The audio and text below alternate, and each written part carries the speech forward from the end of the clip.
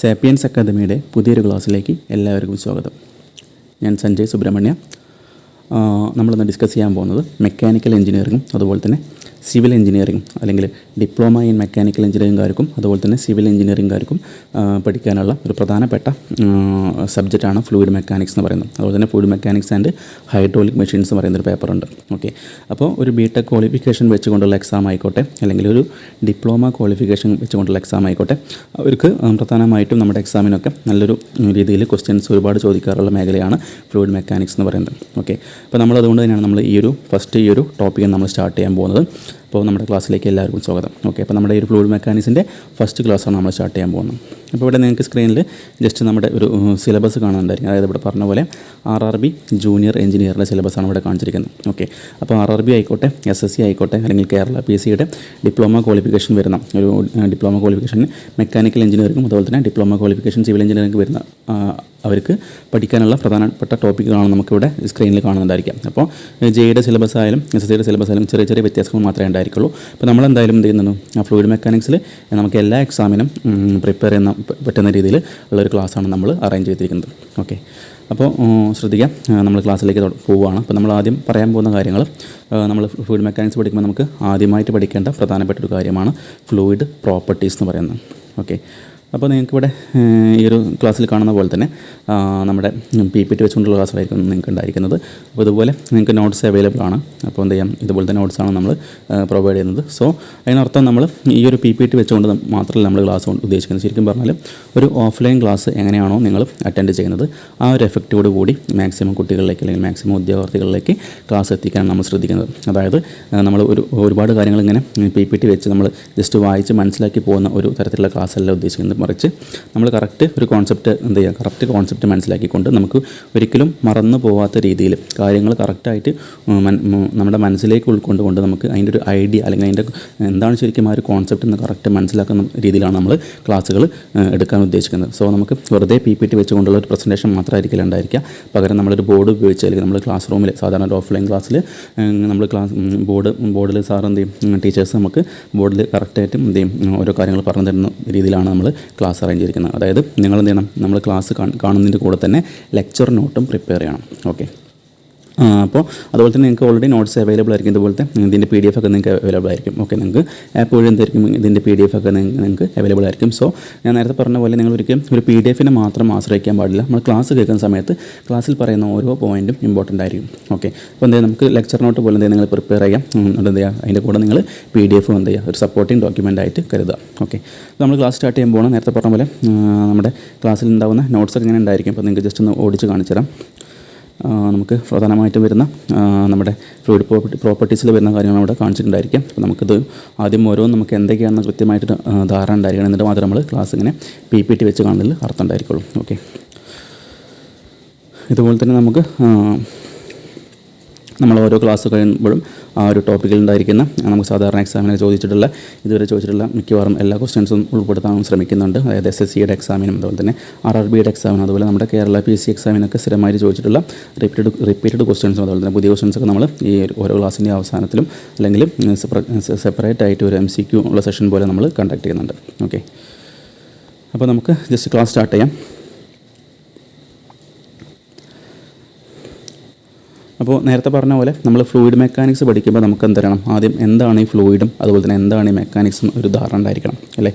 നമ്മുടെ സബ്ജക്റ്റിൻ്റെ പേര് അല്ലേ ഫ്ലൂയിഡ് മെക്കാനിക്സ് ആണ്. അപ്പോൾ നമുക്ക് എന്താണ് ഫ്ലൂയിഡ് എന്നും അതുപോലെ തന്നെ എന്താണ് മെക്കാനിക്സ് എന്നും നമുക്ക് ഒരു ധാരണ ഉണ്ടെങ്കിൽ മാത്രമേ നമ്മൾ മുന്നോട്ട് പോയിട്ട് കാര്യമുള്ളൂ. അപ്പോൾ നമ്മൾ എന്ത് ചെയ്യും, നമ്മൾ ഓരോ സ്റ്റെപ്പ് ബൈ സ്റ്റെപ്പായിട്ട് നമ്മൾ ക്ലാസ്സുകൾ കയറി പോകേണ്ടത് അല്ലെങ്കിൽ പഠിച്ച് തുടങ്ങേണ്ടത്. അല്ലാണ്ട് ഡയറക്റ്റ് നമ്മൾ ഒരു PPT വെച്ചുകൊണ്ട് പുതിയ കാര്യങ്ങൾ പറയുമ്പോൾ നിങ്ങൾക്ക് ആ പറയുന്ന സമയത്ത് മാത്രമേ നിങ്ങൾക്ക് ഓർമ്മ ഉണ്ടായിരിക്കുള്ളൂ. എന്നാൽ നമ്മൾ കോൺസെപ്റ്റ് വൈസ് ക്ലാസ് പഠിക്കുന്ന സമയത്ത് എന്തായിരിക്കും, നിങ്ങൾക്ക് പിന്നീട് ജസ്റ്റ് ഇങ്ങനെ പലതരത്തിൽ ക്വസ്റ്റ്യൻസ് ടിസ്റ്റായിട്ട് അല്ലെങ്കിൽ ഒരു സ്റ്റേറ്റ്മെൻറ്റ് രൂപത്തിൽ ചോദിക്കുമ്പോൾ നിങ്ങൾക്ക് ആൻസർ ചെയ്യാൻ പറ്റണം. അതുകൊണ്ടാണ് നേരത്തെ പറഞ്ഞ പോലെ ഒരിക്കലും ജസ്റ്റ് PPT വെച്ചുള്ള പ്രസൻറ്റേഷൻ മാത്രമായിരിക്കില്ല, മറിച്ച് ആ കോൺസെപ്റ്റുകൾ കറക്റ്റ് മനസ്സിലാക്കി തരാനാണ് നമ്മൾ ഉദ്ദേശിക്കുന്നത്. ഓക്കെ, അപ്പോൾ നമുക്ക് ഫസ്റ്റ് പറയാം, നമ്മുടെ ഫ്ലൂയിഡ് മെക്കാനിക്സിൽ നമ്മൾ ഫസ്റ്റ് പറയാൻ പോകുന്ന എന്താണ് നമുക്ക് മെക്കാനിക്സ് എന്ന് നോക്കാം. ഓക്കെ, ഒരു പക്ഷേ നിങ്ങളത് കേട്ട് പരിചയമുള്ള ടൈമായിരിക്കും മെക്കാനിക്സ് എന്ന് പറയുന്നത്. ഓക്കെ, അതായത് ജസ്റ്റ് അതിൻ്റെ ഒരു നോട്ട് പറയാം. അതായത് it is the study of, okay, mechanics എന്ന് പറയുന്നത് study of forces study of forces on any object. Okay, study of forces on any object when object is rest or in motion. Okay, object is rest or in motion. അതായത് എന്താണ് mechanics എന്ന് പറഞ്ഞാൽ study of forces on any object ആണ് അല്ലേ. അതായത് ഒരു ഒബ്ജക്റ്റിൻ്റെ മേലെ act ചെയ്യുന്ന ഫോഴ്സിനെ കുറിച്ചുള്ള സ്റ്റഡിയാണ് നമ്മൾ മെക്കാനിക്സ് എന്ന് പറയുന്നത്. അതായത് ആ ഒരു ഒബ്ജക്റ്റ് എന്തായിക്കോട്ടെ, ഒബ്ജക്റ്റ് ഒന്നുകിൽ മോഷനിലായിക്കോട്ടെ അല്ലെങ്കിൽ എന്താണ് അത് റെസ്റ്റിലായിക്കോട്ടെ. അതായത് ഒരു റെസ്റ്റിലിരിക്കുന്ന ഒബ്ജക്റ്റ് അല്ലെങ്കിൽ ഒരു ബോഡിയുടെ മേലെ ഉണ്ടാവുന്ന ഫോഴ്സിനെ കുറിച്ചുള്ള സ്റ്റഡിയാണ് മെക്കാനിക്സ് എന്ന് പറയുന്നത്. ഓക്കെ, മെക്കാനിക്സ് എന്ന് പറഞ്ഞാൽ study of forces on any object when object is rest or in motion. അപ്പോൾ പഠിക്കുമ്പോൾ ശ്രദ്ധിക്കുക, നമ്മൾ ഈ മെക്കാനിക്സ് എന്താണെന്ന് ഒരിക്കലും നമ്മുടെ എക്സാമിന് ചോദിക്കില്ല. അപ്പോൾ നമ്മൾ പറയാനുള്ള ഇത് പഠിക്കാനുള്ള കാരണം എന്താണ്, നമ്മൾ ഒരു സബ്ജക്റ്റ് പഠിക്കുമ്പോൾ ജസ്റ്റ് അറ്റ്ലീസ്റ്റ് ആ സബ്ജക്റ്റിൻ്റെ പേരിൽ എന്താണ് ഉൾക്കൊണ്ടിരിക്കുന്നത് അല്ലെങ്കിൽ ആ പേരിനെ കൊണ്ട് എന്താണ് ഉദ്ദേശിക്കുന്നത് നമ്മൾ അറിഞ്ഞിരിക്കണം. അതുകൊണ്ടാണ് നമ്മൾ ഇത്രയും ഡീറ്റെയിൽ ആയിട്ട് പറയാനുള്ള കാരണം. ഓക്കെ, അപ്പോൾ മെക്കാനിക്സ് എന്ന് പറഞ്ഞാൽ study of forces on any object when object is rest or in മോഷനാണ്. അത് ഒന്നുകിൽ ഒബ്ജക്റ്റ് മോഷനിലായിക്കോട്ടെ അല്ലെങ്കിൽ റെസ്റ്റിലായിക്കോട്ടെ. അപ്പോൾ അങ്ങനെയുള്ള ഒബ്ജക്റ്റിൻ്റെ മേലെ ആക്ട് ചെയ്യുന്ന ഫോഴ്സിനെ കുറിച്ചുള്ള സ്റ്റഡിയാണ് നമ്മൾ മെക്കാനിക്സ് എന്ന് പറയുന്നത്.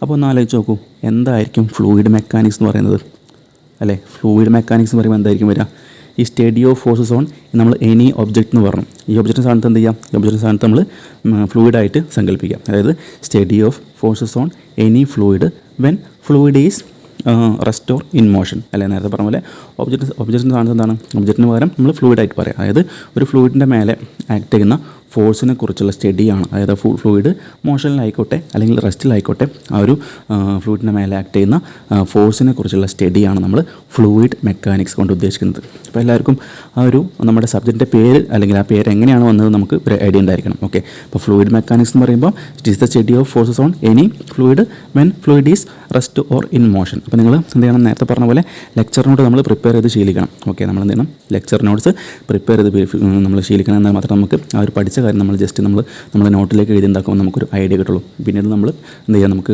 റിവിഷൻ്റെ സമയത്ത് നമ്മൾ എക്സാം സമയത്ത് അല്ലെങ്കിൽ നമ്മൾ എന്ത് ചെയ്യണം, ആദ്യം ഒരു ക്ലാസ് കണ്ടു കഴിഞ്ഞാൽ നമ്മൾ എന്ത് ചെയ്യണം, പിന്നെ പിറ്റേ ദിവസം അല്ലെങ്കിൽ ക്ലാസ്സിന് ശേഷം നിങ്ങൾ എന്ത് ചെയ്യണം, നിങ്ങൾ ഉണ്ടാക്കിയുള്ള നോട്ട് വീണ്ടും ഒന്ന് വായിച്ചു നോക്കിയെങ്കിൽ മാത്രമേ നിങ്ങൾക്ക് ഏകദേശം ഒരു കോൺസെപ്റ്റ് നിങ്ങളുടെ മനസ്സിലേക്ക് ആഴത്തിൽ പതിയുള്ളൂ.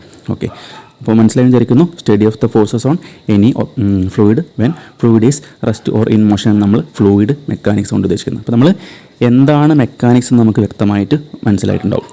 അതുപോലെ ഫ്ലൂയിഡ് മെക്കാനിക്സ് എന്താണെന്ന് പറഞ്ഞു, പക്ഷേ നമുക്ക് എന്താണ് ഫ്ലൂയിഡ് എന്ന് നമുക്കറിയില്ല. ഓക്കെ, അപ്പോൾ നമ്മൾ അടുത്ത് പറയാൻ പോകുന്നത് എന്താണ്, നമ്മൾ ഫ്ലൂയിഡിനെ കുറിച്ചാണ് പറയാൻ പോകുന്നത്. ഓക്കെ, അപ്പോൾ നമുക്ക് ഫ്ലൂയിഡ് എന്താണെന്ന് നോക്കാം. ഇപ്പോൾ ഫ്ലൂയിഡ് എന്താണെന്ന് പറയുന്നതിന് മുന്നേ നമുക്ക് അറിയുന്നൊരു കാര്യം, കോമൺ ആയിട്ട് അറിയുന്നൊരു കാര്യമായിരിക്കും മാറ്ററിനെ കുറിച്ച് അല്ലേ.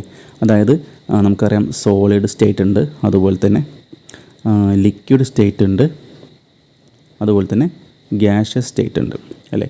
നമ്മൾ മാറ്റർ നമ്മൾ പൊതുവായിട്ട് മൂന്നായിട്ട് പറയാറുണ്ട്, സോളിഡ്, ലിക്വിഡ്, ഗ്യാസ്. ഓക്കെ, അതായത് എന്താണ് മാറ്റർ എന്ന് പറഞ്ഞാൽ നമുക്ക് അതിന് ഒരു ചെറിയ ഡെഫിനിഷൻ പറയാൻ പറ്റും. അതായത് മാറ്റർ എന്ന് പറഞ്ഞാൽ നോക്കാം, anything which occupy space and have mass.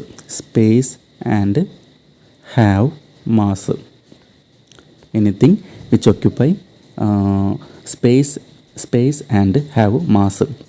അപ്പോൾ എന്താണ് നമ്മൾ മാറ്റർ എന്ന് പറയുന്നത് എന്താണ്, anything which occupy space and have mass ആണ്. അതായത് സ്പേസും അതുപോലെ തന്നെ അല്ലെങ്കിൽ നമ്മൾ എന്തെങ്കിലും ഒക്യുപ്പൈ ചെയ്യുന്നത് അതിന് ഒരു സ്പേസിലും ഒക്യുപ്പൈ ചെയ്യുന്നുണ്ട്, അതുപോലെ തന്നെ അതിനൊരു പ്രത്യേകമായിട്ടൊരു മാസം ഉണ്ടായിരിക്കാം. അതിനെ നമ്മൾ കോമൺ ആയിട്ട് എന്താ പറയുക, നമ്മൾ മാറ്റർ എന്ന് വിളിക്കുന്നത്.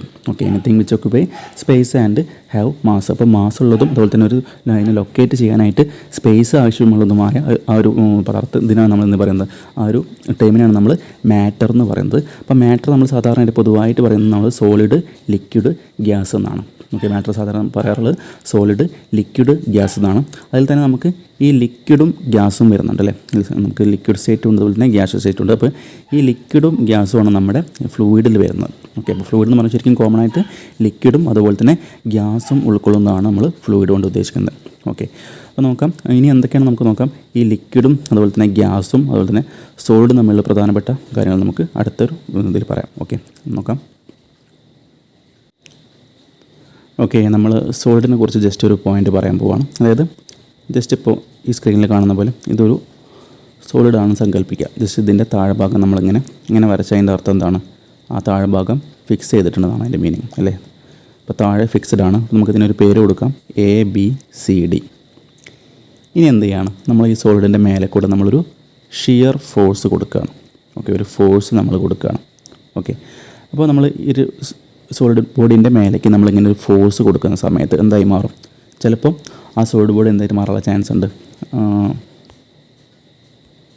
ഇതുപോലെ ഞാൻ ജസ്റ്റ് വരയ്ക്കാം. സ്ക്രീനിൽ കാണുന്ന പോലെ ഇങ്ങനെ ചിലപ്പം ഒരു സൈഡിലേക്ക് എന്ത് ചെയ്യും? ഇങ്ങനെ ഡിഫോം ചെയ്യാൻ ചാൻസ് ഉണ്ട് അല്ലേ. അത് നമുക്ക് വേണമെങ്കിൽ ഇവിടെ C' എന്ന് വിളിക്കാം, അതുപോലെ ഇത് D' എന്ന് വിളിക്കാം. ഓക്കെ, അതായത് ഈ നീല കളറിൽ കാണിച്ച എന്താണ്? നമ്മളൊരു ഫോഴ്സ് കൊടുക്കുമ്പോൾ ചിലപ്പോൾ എന്തായിരിക്കും? ആ ഒരു സോളിഡ് ബോഡി ഡിഫോം ചെയ്യാനുള്ള ചാൻസ് ഉണ്ടായിരിക്കും അല്ലെ. ഡിഫോം ചെയ്യാന്ന് പറഞ്ഞാൽ അതിൻ്റെ ഷേപ്പ് മാറാനുള്ള ചാൻസ് ഉണ്ടായിരിക്കും. അതായത് സോളിഡ് എന്ന് പറയുന്നത് എന്താണ്? സോളിഡ് എന്താണ്?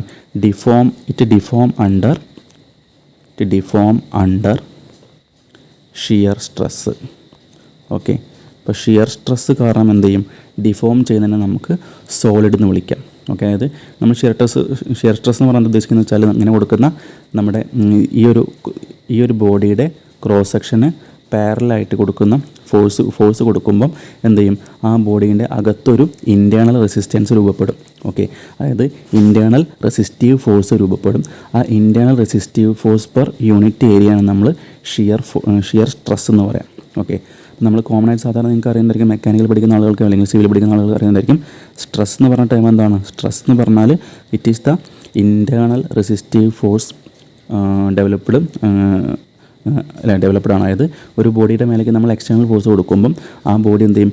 ഡിഫോം ചെയ്യാണ്ട് അല്ലെങ്കിൽ ഡിഫോർമേഷൻ സംഭവിക്കാണ്ട് ഇരിക്കാൻ വേണ്ടി എന്ത് ചെയ്യും? ആ ബോഡിയുടെ ഇൻറ്റേർണലായിട്ട് എന്ത് ചെയ്യും? ഒരു ഫോഴ്സ്, അതിനെ എതിർക്കുന്ന ഒരു ഫോഴ്സ് രൂപപ്പെടും. ആ ഫോഴ്സ് പെർ യൂണിറ്റ് ഏരിയയാണ് നമ്മൾ സ്ട്രെസ് എന്ന് വിളിക്കാം.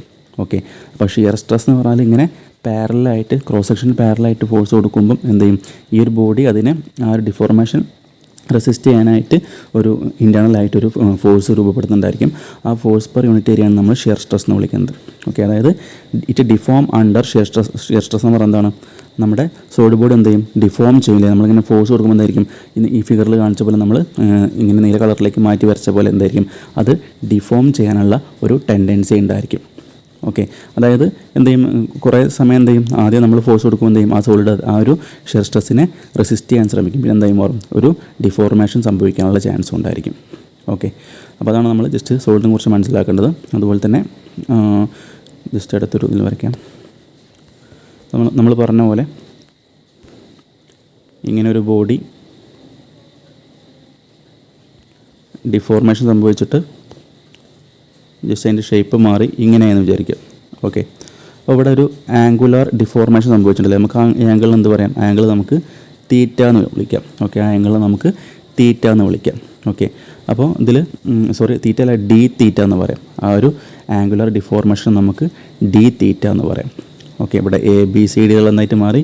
ABCD എന്നുള്ളത് ഇവിടെ C' ഇവിടെ D' ആയി മാറിയിട്ടല്ലേ. ABCD' ആയി മാറി. ഇവിടെ ഒരു ആംഗിൾ ഫോം ചെയ്തിട്ടുണ്ട്, അല്ലെങ്കിൽ ഒരു ആംഗുലർ ഡിഫോർമേഷൻ ഉണ്ടായിട്ടുണ്ട്. അപ്പോൾ നമുക്ക് ആ ആംഗുലർ ഡിഫോർമേഷൻ നമുക്ക് D തീറ്റ വെച്ച് റെപ്രസെൻ്റ് ചെയ്തിട്ടുണ്ട്. ഓക്കെ, അപ്പോൾ നമ്മുടെ സോളിഡിൻ്റെ കേസിൽ ഇൻ കേസ് ഓഫ് സോളിഡ്സ് നമുക്ക് shear stress is directly proportional to D theta എന്ന് പറയാം അല്ലേ. നമ്മൾ നേരത്തെ ഷിയർ സ്ട്രെസ് എന്താണെന്ന് പറഞ്ഞു. ആ ഷിയർ സ്ട്രെസ് എന്തിനും ഡയറക്റ്റ്ലി പ്രൊപ്പോർഷണലാണ്? ആംഗുലർ ഡിഫോർമേഷൻ അല്ലെങ്കിൽ D തീറ്റയ്ക്ക് പ്രൊപ്പോർഷണലാണ്. ഓക്കെ, ഇത് നിങ്ങൾ സ്ട്രെങ്ത് ഓഫ് മെറ്റീരിയൽസ് എന്ന് പറയുന്നത് നമ്മുടെ മെക്കാനിക്കലുകാർക്കും അതുപോലെ തന്നെ സിവിൽ എഞ്ചിനീയറിംഗുകാർക്കും പഠിക്കാനുള്ള കോമൺ പേപ്പറാണ്. നമ്മൾ ഫ്ലൂയിഡ് മെക്കാനിക്സ് പോലെ തന്നെ അല്ലേ. നമ്മൾ ഫ്ലൂയിഡ് മെക്കാനിക്സിൻ്റെ കോമൺ ആയിട്ട് നമ്മൾ FM എന്ന് ചുരുക്കി പറയാറുണ്ട്. അതുപോലെ തന്നെ സ്ട്രെങ്ത് ഓഫ് മെറ്റീരിയൽസ് നമ്മൾ SM എന്നും അല്ലെങ്കിൽ SOM എന്നൊക്കെ പറയാറുണ്ട്. അപ്പോൾ ഈ രണ്ട് പേപ്പറും എന്താണ്? നമ്മുടെ സിവിലുകാർക്കും മെക്കാനിക്കലുകാർക്കും കോമൺ ആയിട്ട് വരുന്ന ഒരു പേപ്പറാണ്. ഓക്കെ, അപ്പോൾ ആ ഒരു പേപ്പറിൽ പഠിച്ചൊരു കാര്യമായിരിക്കും നമ്മുടെ ഹൂക്സ് ലോ എന്ന് പറയുന്നത് അല്ലേ. ഹൂക്സ് ലോ നിങ്ങൾ കേട്ടിട്ടുണ്ടായിരിക്കും. അതായത് within elastic limit the stress is directly proportional to strain ആണ്. അപ്പം ഇവിടെ നോക്കുക, ഇവിടെ ടോ എന്ന് പറഞ്ഞാൽ നമ്മുടെ ടോ നേരത്തെ പറയാൻ വിട്ടുപോയി. നമ്മൾ ഷിയർ സ്ട്രെസ്സിനെ റെപ്രസെൻ്റ് ചെയ്യുന്ന ലെറ്ററാണ് ടോ. ഓക്കെ, അപ്പോൾ tau directly proportional to d theta എന്ന് പറഞ്ഞാൽ shear stress is directly proportional to shear strain. Okay, നമുക്ക് ഈ ഒരു ആംഗുലർ ഡിഫോർമേഷനെ വേറൊരു പേര് പറയാം ഷിയർ സ്ട്രെയിൻ. ഓക്കെ, ആംഗുലർ ഡിഫോർമേഷനെ നമുക്ക് വേറൊരു പേര് പറയാം ഷിയർ സ്ട്രെയിൻ. ഓക്കെ, അപ്പോൾ ഈ ടോ എന്ന് പറഞ്ഞാൽ ഷിയർ സ്ട്രെസ്സാണ്. അപ്പോൾ shear stress is directly proportional to shear strain അല്ലെങ്കിൽ ആംഗുലർ ഡിഫോർമേഷൻ. ഓക്കെ, ഇത് നമ്മുടെ ഹൂക്സ് ലോ ആണ്. ഓക്കെ, അപ്പോൾ നമ്മുടെ ഈ ഒരു സോളിഡ് ബോഡിയിൽ സംഭവിക്കുന്നതാണ് ഈ ഒരു കാര്യം. അല്ലെങ്കിൽ ഷിയർ സ്ട്രെസ് എന്തായിരിക്കും? Directly proportional to shear strain ആയിരിക്കും. ഓക്കെ, നമ്മൾ എത്രത്തോളം സ്ട്രെസ് അവിടെ ഉണ്ടാവുന്നുണ്ടോ അതിന് ഡയറക്ട്ലി പ്രൊപ്പോർഷണൽ ആയിട്ട് എന്ത് ചെയ്യും? അവിടെ ഷിയർ സ്ട്രെയിനും രൂപപ്പെടും. അപ്പോൾ നേരത്തെ നമ്മൾ സ്ട്രെസ്സിനെ കുറിച്ച് പറഞ്ഞിട്ടുണ്ടായിരുന്നു. ഇപ്പം നമുക്കറിയാം സ്ട്രെസ് എന്ന് പറഞ്ഞാൽ നേരത്തെ പറഞ്ഞ പോലെ internal resistive force per unit area ആണ്. Internal resistive force per unit area ആണ് സ്ട്രെസ് എന്ന് പറയുന്നത്. അതുപോലെ നമ്മൾ മനസ്സിലാക്കേണ്ട ടൈമാണ് സ്ട്രെയിൻ. നമുക്ക് ഡീറ്റെയിൽ ആയിട്ട് നമ്മൾ സ്ട്രെങ്ത് ഓഫ് മെറ്റീരിയൽസിൽ പഠിക്കും. ഇപ്പോൾ ജസ്റ്റ് ഒന്ന് പറഞ്ഞു പോകാം. സ്ട്രെയിൻ എന്ന് പറഞ്ഞാൽ അതായത് change in dimension. Okay, change in dimension divide by original ഡയമെൻഷനാണ് നമ്മൾ എന്ത് പറയുക? സ്ട്രെയിൻ എന്ന് പറയാം. ഓക്കെ, സ്ട്രെയിൻ എന്ന് പറഞ്ഞാൽ ചേഞ്ച് ഇൻ ഡയമെൻഷനും ഒറിജിനൽ ഡയമെൻഷനും തമ്മിലുള്ള റേഷ്യോനാണ് നമ്മൾ സ്ട്രെയിൻ എന്ന് പറയുന്നത്. ജസ്റ്റ് മനസ്സിലാക്കാൻ വേണ്ടി പറയാം. ജസ്റ്റ് ഇതിപ്പോൾ ഒരു എന്താ പറയുക, ഒരു മൈൽഡ് സ്റ്റീൽ റോഡാണെന്ന് വിചാരിക്കുക. ഇവിടെ ഞാൻ ഒരു പി എന്ന് പറഞ്ഞ ഒരു ഫോഴ്സ് കൊടുത്ത് ഇതിനെ എന്ത് ചെയ്യുന്നു? ഒരു ടെൻസൈൽ ഫോഴ്സ് കൊടുത്ത് ഇങ്ങനെ രണ്ട് ഡയറക്ഷനിലേക്കും ടെൻസൈൽ ഫോഴ്സ് കൊടുക്കുന്നു. അപ്പോൾ എന്തായാലും മാറും? ചിലപ്പം ഇതിൻ്റെ വീതി കുറഞ്ഞും അല്ലെങ്കിൽ തിക്നെസ് കുറഞ്ഞ് നീളം കൂടാനുള്ള ടെൻഡൻസി ഉണ്ടായിരിക്കും. അതായത് ആദ്യം ഉണ്ടായിരുന്ന ലെങ്ത് എൽ ആണെങ്കിൽ ഇപ്പോൾ എന്തായി മാറി? എൽ പ്ലസ് ഒരു ഡെൽറ്റ എൽ കൂടിയും വിചാരിക്കാം. ഓക്കെ, അപ്പോൾ സ്ട്രെയിൻ എന്ന് പറഞ്ഞാൽ നമുക്ക് എങ്ങനെ പറയാം? സ്ട്രെയിൻ എന്ന് പറഞ്ഞാൽ നമ്മൾ നേരത്തെ പറഞ്ഞു it is the ratio of change in dimension to the original dimension ആണ്. അപ്പോൾ നമുക്ക് പറയാൻ പറ്റും ഇവിടെ ചേഞ്ച് ഇൻ ഡയമെൻഷൻ എന്താണ്? ഡെൽറ്റ എൽ ആണ് നമുക്ക് കൂടിയുള്ളത് divide by original dimension L ആണ്. അപ്പോൾ നമുക്ക് ഈ റേഷ്യോനാണ് നമ്മൾ എന്ത് പറയുന്നത്? സ്ട്രെയിൻ എന്ന് പറയുന്നത്. നമ്മൾ ഡീറ്റെയിൽ ആയിട്ട് സ്ട്രെങ്ത് ഓഫ് മെറ്റീരിയൽസ് നമ്മൾ പഠിക്കുന്നുണ്ട്. അപ്പോൾ ജസ്റ്റ് നമുക്ക് ഇനി ഇടയ്ക്കിടയ്ക്ക് സ്ട്രെയിൻ എന്നും സ്ട്രെസ് എന്ന് പറയുമ്പോൾ നമുക്ക് മനസ്സിലാവണം ഇതൊക്കെയാണ് ഉദ്ദേശിക്കുന്നത്. ഓക്കെ, അപ്പോൾ ഷിയർ സ്ട്രെസ്സും പറഞ്ഞു, അതുപോലെ ഷിയർ സ്ട്രെയിനും. ഓക്കെ, അപ്പോൾ നമ്മൾ ജസ്റ്റ് സോളിഡിൻ്റെ കേസുള്ള കാര്യങ്ങൾ പറഞ്ഞിട്ടുണ്ട്. നമുക്കിനി അടുത്തത് നമ്മുടെ ഫ്ലൂയിഡിൻ്റെ കേസാണ് നമ്മൾ പറയാൻ പോകുന്നത്. ഓക്കെ, നമുക്കിനി ഇവിടെ ജസ്റ്റ് ശ്രദ്ധിക്കാം. ഇവിടെ ജസ്റ്റ് ഞാനൊരു താഴെ ഒരു പ്ലേറ്റ് വരയ്ക്കുന്നുണ്ട്. അതുപോലെ മേലെയും ഒരു പ്ലേറ്റ് വരച്ചു. ഓക്കെ, ഇനി ജസ്റ്റ് സങ്കല്പിക്കാം. നമുക്ക് ഈ പ്ലേറ്റിന് ഇടയ്ക്കായിട്ട് എന്ത് ചെയ്യുന്നു? ഒരു ലിക്വിഡ്, ജസ്റ്റ് ഒരു വാട്ടറാണ് സങ്കല്പിക്കുക. ഒരു വാട്ടർ ഇങ്ങനെ ഫ്ലോ ചെയ്യുന്നുണ്ട്. ഓക്കെ, ഈ രണ്ട് പ്ലേറ്റിന് ഇടയ്ക്ക് കൂടെ വാട്ടർ ഫ്ലോ ചെയ്യുന്നുണ്ട്. നമ്മൾ ആദ്യം വരച്ചുള്ള പ്ലേറ്റ് എന്താണ്? താഴെ ഫിക്സഡ് ആണ്. ഓക്കെ, അപ്പോൾ ഇത് രണ്ട് പ്ലേറ്റ് ജസ്റ്റ് ഇവിടെ വരച്ച് മനസ്സിലാക്കുക. ഇതിനിടയ്ക്ക് ഇടയിലൂടെ വാട്ടർ ഫ്ലോ ചെയ്യുന്നുണ്ട്. ഓക്കെ, ഇതിൽ ലിക്വിഡ് ഫ്ലോ ചെയ്യുന്നുണ്ടെന്ന് മനസ്സിലാക്കുക. ഓക്കെ, അപ്പോൾ ജസ്റ്റ് പറയാണ് അതായത് ഫസ്റ്റ് നമ്മൾ ടൈം 0 ആയിട്ട് കണക്കാക്കുകയാണ്. അതായത് ഈ ഒരു പോയിന്റിൽ ജസ്റ്റ് ഇവിടെ ലൈൻ വരയ്ക്കുന്ന പോലെ ഈ പോയിന്റിൽ കുറേ വാട്ടർ മോളിക്യൂൾസ് അല്ലെങ്കിൽ ആ ലിക്വിഡിൻ്റെ കുറേ മോളിക്യൂൾസ് ഉണ്ടായിരിക്കും അല്ലേ? അപ്പോൾ ടൈം 0-ൽ എല്ലാ ലിക്വിഡിൻ്റെ മോളിക്യൂൾസും ഈ ഒരു പൊസിഷനാണ് നിൽക്കുന്നത് വിചാരിക്കുക. ഓക്കെ, ഇനി എന്ത് ചെയ്യാണ്? ഇപ്പോൾ ഈ ഒരു ലിക്വിഡ് ഇതിലൂടെ മൂവ് ചെയ്യുന്നത് ഒരു 100 മീറ്റർ/സെക്കൻഡിലാണ് ഈ ഒരു ഫ്ലൂയിഡ് ഈ പ്ലേറ്റുകൾക്കിടയിലൂടെ പാസ് ചെയ്യുന്നത് വിചാരിക്കുക. ഓക്കെ, അപ്പോൾ ഇനി എന്താണ്? ഓരോ സെക്കൻഡ് കഴിയുന്തോറും എന്ത് ചെയ്യും? ആ വാട്ടർ പാർട്ടിക്കിൾസ് എന്ത് ചെയ്യാണ്? ഇങ്ങനെ ഇതിനകത്ത് കൂടെ പാസ് ചെയ്ത് പോകുന്നുണ്ട്. അപ്പോൾ നമ്മൾ മനസ്സിലാക്കേണ്ട കാര്യമാണ്, ഈ താഴെയുള്ള ഒരു ഫിക്സഡ് പ്ലേറ്റ് ഉണ്ട് അല്ലേ? അപ്പോൾ ഈ 100 മീറ്റർ/സെക്കൻഡിൽ വരുന്ന ഈ ഒരു ഫ്ലൂയിഡ് എന്ത് ചെയ്യും? ഈ താഴെയുള്ള നമ്മുടെ പ്ലേറ്റുമായിട്ട് കോണ്ടാക്റ്റ് വരുമ്പോൾ ഈ പ്ലേറ്റിൻ്റെ ഏറ്റവും നിയറസ്റ്റ് ആയിട്ട് നിൽക്കുന്ന, ഏറ്റവും അടുത്ത് നിൽക്കുന്ന ലെയറിൻ്റെ വെലോസിറ്റി എന്തായിട്ട് മാറും? 0-ലേക്ക് വരും. ഓക്കെ, അതായത് ഇവിടെ വന്ന് ഈ വാട്ടർ അല്ലെങ്കിൽ ആ ഫ്ലൂയിഡ് പുറത്തുനിന്ന് എൻ്റർ ചെയ്തത് 100 മീറ്റർ/സെക്കൻഡിലായിരുന്നു. എന്നാലും ഈ നമ്മുടെ താഴെ വരച്ചിട്ടുള്ള ഈ പ്ലേറ്റ് 1 എന്ന് പറയുന്ന പ്ലേറ്റുമായിട്ട് കോണ്ടാക്റ്റ് വരുന്ന ഫ്ലൂയിഡിൻ്റെ ലെയർ എന്തായിരിക്കും? അതിൻ്റെ വെലോസിറ്റി 0 ആയിട്ട് വരും. ഓക്കെ, നമ്മൾ ആ ഒരു കണ്ടീഷനെ നമ്മൾ നോ സ്ലിപ്പ് കണ്ടീഷൻ എന്നാണ് പറയാം. ഓക്കെ, ആ ഒരു കണ്ടീഷനെ നോ സ്ലിപ്പ് കണ്ടീഷൻ എന്നാണ് പറയാം. അതായത് നേരത്തെ പറഞ്ഞ പോലെ ആ ഒരു ഫ്ലൂയിഡ് ഫ്ലോ ചെയ്യുമ്പോൾ ഈ പ്ലേറ്റുമായിട്ട് കോണ്ടാക്റ്റ് വരുന്ന അവിടെയുള്ള ഫ്ലൂയിഡിൻ്റെ ആ ഒരു ഫസ്റ്റ് ലെയറിൻ്റെ വെലോസിറ്റി 0 ആയിട്ട് മാറും. ആ ഒരു പ്രതിഭാസത്തെ നമ്മൾ പറയുന്നത് നോ സ്ലിപ്പ് കണ്ടീഷൻ എന്നാണ്. അപ്പോൾ ഇത് നോട്ട് ചെയ്ത് വെക്കാൻ പ്രധാനപ്പെട്ട ഒരു പോയിൻ്റാണ്, നിങ്ങൾക്ക് എക്സാം പോയിൻ്റ് ഓഫ് വ്യൂവിൽ ചോദിക്കാറുള്ളതാണ്. അതായത് ആ ഫ്ലൂയിഡുമായിട്ട് ആ പ്ലേറ്റുമായിട്ട് കോൺടാക്റ്റ് വരുമ്പം ഒരു നമ്മുടെ വെലോസിറ്റി കുറഞ്ഞ് എന്തായി മാറുന്നു, അവിടുത്തെ വെലോസിറ്റി 0 ആയിട്ട് മാറുന്ന കണ്ടീഷൻ നമ്മൾ നോ സ്ലിപ്പ് കണ്ടീഷൻ എന്ന് പറയുന്നത്. ഓക്കെ, അതുപോലെ നോക്കാം, നേരത്തെ പറഞ്ഞ പോലെ ഇനി എന്ത് ചെയ്യും, ഞാൻ പറഞ്ഞത് ഒരു ഫസ്റ്റ് ലെയറിൻ്റെ കേസാണ്. ഇനി എന്ത് ചെയ്യും, മേലേക്ക് വരുന്നതും കുറേ ലെയേഴ്സ് വരുന്നുണ്ട് അല്ലേ. അപ്പോൾ ലെയേഴ്സ് ഇങ്ങനെ മേലോട്ട് വരുന്നതും കൂടി വരുന്നുണ്ട്. അപ്പോൾ മനസ്സിലാക്കേണ്ട അടുത്തൊരു കാര്യമാണ്, ഈ മേലോട്ട് വരുന്ന ഓരോ ഫ്ലൂയിഡ് ലെയേഴ്സിൻ്റെയും വെലോസിറ്റി എന്ത് ചെയ്യും, ഇതിനെ അപേക്ഷിച്ച് മേലേക്ക് വരുന്നതോറും കൂടിയിട്ടാണ് വരിക. അതായത് ഏറ്റവും താഴെയുള്ളത് 0-ലും ഇതിന് തൊട്ട് മേലെ ഇപ്പോൾ ജസ്റ്റ് ഇവിടെ വന്ന വെലോസിറ്റി 100 വിചാരിക്കുക, തൊട്ട് മേലെ ജസ്റ്റ് എന്ത് ചെയ്യും ഒരു 20 വിചാരിക്കുക, പിന്നെ അടുത്ത എന്തായിരിക്കും 20-നേക്കാളും കുറച്ച് കൂടുതൽ ഒരു 30 വിചാരിക്കുക, അടുത്ത എന്തായിരിക്കും ഒരു 40 അല്ലെങ്കിൽ ഒരു 55 ഒരു 60 ആ റേഞ്ചിൽ ഇങ്ങനെ കൂടി വരും. ഓക്കെ, അതിൻ്റെ അർത്ഥം ആ റിലേറ്റീവ് വെലോസിറ്റി ഇങ്ങനെ കൂടി വരികയാണ്. ഓക്കെ, അതായത് ഏറ്റവും താഴെ ലെയർ 0 ആണ്, പിന്നെ എന്ത് ചെയ്യും മേലേക്ക് വരുന്നതോറും എന്ത് ചെയ്യും 0-ൻ്റെ മേലേക്ക് 0-ൻ്റെ അല്ലെങ്കിൽ ഫസ്റ്റ് ലെയറിന് തൊട്ട് മേലേക്ക് വരുന്ന ഓരോ ലെയറിലേക്ക് എന്തായിരിക്കും അതിൻ്റെ സ്പീഡ് ഇങ്ങനെ ഇതുപോലെ 100 എന്ന സ്പീഡിലേക്ക് എന്ത് ചെയ്യും ലാസ്റ്റ് ലെയർ എന്തായിരിക്കും, ലാസ്റ്റ് ലെയർ 100 ഉള്ള സ്പീഡിലായിരിക്കും അല്ലെങ്കിൽ വെലോസിറ്റിയിലായിരിക്കും എന്ത് ചെയ്യുക മൂവ് ചെയ്യുന്നതായിരിക്കാം. ഓക്കെ, അപ്പോൾ അതിൻ്റെ അർത്ഥം ഫസ്റ്റ് നമുക്ക് നോക്കുകയാണെങ്കിൽ നമുക്ക് എന്ത് ചെയ്യാം, നേരത്തെ പറഞ്ഞ ടൈം ഇവിടെ 0 എന്ന് പറഞ്ഞിട്ടുണ്ട്. അപ്പോൾ ടൈം 1 മിനിറ്റ് കഴിയുമ്പോൾ എന്തായിരിക്കും നമുക്ക് ഇവിടെയുള്ള ഫ്ലൂയിഡ് പാർട്ടിക്കിൾ എന്ത് ചെയ്യും അടുത്ത പൊസിഷനിലേക്ക് മാറണ്ടോ, അങ്ങനെ നമുക്കിങ്ങനെ ഈ ഒരു ഡയറക്ഷനിലേക്ക് ഇങ്ങനെ ഫ്ലൂയിഡ് പാർട്ടിക്കിൾസ് മൂവ് ചെയ്യുന്നതായിട്ട് നമുക്ക് സങ്കല്പിക്കാൻ പറ്റും. ഓക്കെ, അപ്പോൾ നമ്മൾ നേരത്തെ സോളിഡിൻ്റെ കേസിൽ നമ്മൾ പറഞ്ഞിട്ടുണ്ടായിരുന്നു ഇങ്ങനെ ഒരു ഡിഫോർമേഷൻ സംഭവിക്കുന്നുണ്ട് അല്ലേ. സോളിഡിൻ്റെ കേസിൽ നമ്മുടെ ഡിഫോർമേഷൻ സംഭവിക്കുന്നുണ്ട്, അതായത് നമ്മൾ ഇവിടുന്ന് എക്സ്റ്റേണൽ ഫോഴ്സ് കൊടുക്കുമ്പോൾ ആ ഒരു ബോഡിയുടെ ഷേപ്പ് മാറിപ്പോകുന്നുണ്ട്, എന്ത് ചെയ്യാൻ കഴിയുന്നില്ല, അതിനെ നമുക്ക് നമ്മൾ സോളിഡ് എന്ത് ചെയ്യുന്നുണ്ട്, അതിനെ റെസിസ്റ്റ് ചെയ്യുന്നുണ്ട്, അതുകൊണ്ടാണ് അവിടെ ഒരു ഷിയർ സ്ട്രെസ് രൂപപ്പെടുന്നത്. ഓക്കെ, ഇവിടെ നോക്കുക, ഈ ഒരു കേസിൽ അതായത് നേരത്തെ പറഞ്ഞ പോലെ നമ്മുടെ വെലോസിറ്റി ഇങ്ങനെ മേലോട്ട് വരുന്നതോറുന്നുണ്ട് ഓരോ ലെയറിലും വെലോസിറ്റിനും കൂടി വരുന്നുണ്ട്. അതായത് ടൈം കൂടുന്തോറും എന്ത് ചെയ്യുന്നുണ്ട് ഓരോ പോയിൻറ്റിൻ്റെയും വെലോസിറ്റി അല്ലെങ്കിൽ ഓരോ ലെയേഴ്സിൻ്റെയും വെലോസിറ്റിനും കൂടി അല്ലെങ്കിൽ മാറ്റങ്ങൾ സംഭവിക്കുന്നുണ്ട്. അതായത് ഫസ്റ്റ് നോക്കുക, ഈ ഒരു പോയിൻറ്റിൽ ടൈം 0 ആണ്, ആ ടൈം 0 എന്താണ് ഈ ഒരു ഫ്ലൂയിഡ് പാർട്ടിക്കിൾ ഇവിടെയാണ് നിൽക്കുന്നത്. പിന്നെ ടൈം അടുത്തൊരു 1 മിനിറ്റ് കഴിയുമ്പോൾ എന്ത് ചെയ്യും അടുത്ത ഫ്ലൂയിഡ് പാർട്ടിക്കിൾ അടുത്തൊരു പോയിൻറ്റിലേക്ക് എത്തിയിട്ടുണ്ടാവും അല്ലേ. പിന്നെ എന്ത് ചെയ്യും ടൈം 2 ആകുമ്പോൾ ആ പോയിൻറ്റ് മാറി അടുത്ത പൊസിഷനിലേക്ക് എത്തിയിട്ടുണ്ടാവും. അതായത് ടൈമിന് ഇവിടെ ഇമ്പോർട്ടൻസ് ഉണ്ട് അല്ലേ. ലിക്വിഡിൻ്റെയും അതുപോലെ തന്നെ ഗ്യാസിൻ്റെയും കേസിൽ എന്താണ് നമ്മൾ എക്സ്റ്റേണൽ ഫോഴ്സ് കൊടുക്കുമ്പോൾ അല്ലെങ്കിൽ ഷിയർ ഫോഴ്സ് കൊടുക്കുമ്പോൾ എന്ത് ചെയ്യുന്നുണ്ട് ആ ഒരു ഫ്ലൂയിഡ് പാർട്ടിക്കിൾസ് അല്ലെങ്കിൽ അത് മൂവ് ചെയ്യുന്നുണ്ട്, ഒരു ഡിഫോർമേഷൻ സംഭവിക്കുന്നുണ്ട്. എന്ത് ചെയ്യാൻ കഴിയുന്നില്ല, ആ ഷിയർ ഫോഴ്സിനെ റെസിസ്റ്റ് ചെയ്യാൻ നമ്മുടെ ഫ്ലൂയിഡ് പാർട്ടിക്കിൾസിന് സാധിക്കുന്നില്ല. അത് ടൈം അനുസരിച്ച് എന്ത് ചെയ്യുന്നു ആ ഫ്ലൂയിഡ് പാർട്ടിക്കിൾസിന് ഡിഫോർമേഷൻ സംഭവിക്കുന്നുണ്ട്. അപ്പോൾ നേരത്തെ പറഞ്ഞ പോലെ നമുക്ക് എന്ത് ചെയ്യാം, ഈ ഓരോ ആംഗിൾ നമുക്ക് d(θ1) ജസ്റ്റ് മാറ്റി വരയ്ക്കാം. നമ്മുടെ ഇതൊരു പ്ലേറ്റ് ഇതിലൂടെ ഫ്ലൂയിഡ് പാർട്ടിക്കിൾസ് മൂവ് ചെയ്യുന്നു.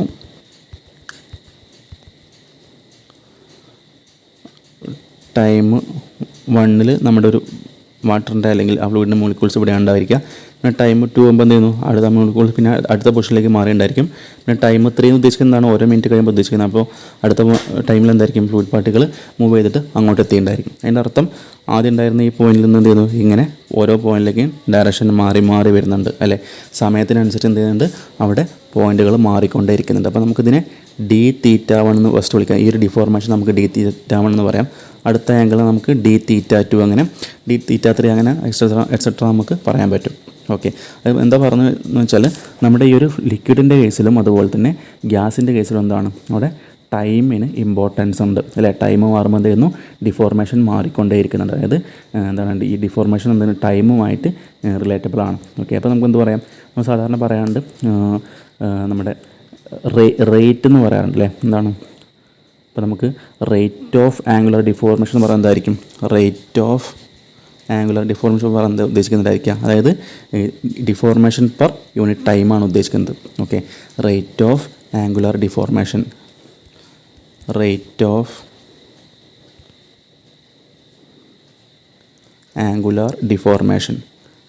ഓഫ് ആംഗുലർ ഡിഫോർമേഷൻ എന്ന് പറഞ്ഞാൽ എന്താണ്, നമ്മൾ പറഞ്ഞു ആംഗുലർ ഡിഫോർമേഷൻ എന്ന് പറഞ്ഞാൽ d(θ) ആണ്. ഇനി റേറ്റ് ഓഫ് ആംഗുലർ ഡിഫോർമേഷൻ പറയുന്നതായിരിക്കും പെർ ടൈമാണ് അല്ലേ. ടൈം എന്ന് പറഞ്ഞാൽ നമുക്ക് എന്ത് ചെയ്യാം അതിനെ dt എന്ന് പറയാം. Okay, rate of angular deformation എന്ന് പറഞ്ഞാൽ നമുക്ക് ഓൾറെഡി അറിയാം ആംഗുലർ ഡിഫോർമേഷൻ എന്ന് പറഞ്ഞാൽ d(θ) ആണ്. അപ്പോൾ റേറ്റ് ഓഫ് ആംഗുലർ ഡിഫോർമേഷൻ എന്ന് പറയുന്നതായിരിക്കും d(θ/dt). ഓക്കെ, അപ്പോൾ നമുക്കറിയാം ഇങ്ങനെ പറയാം, in case of liquid or gas in case of liquid or gas, rate of angular deformation,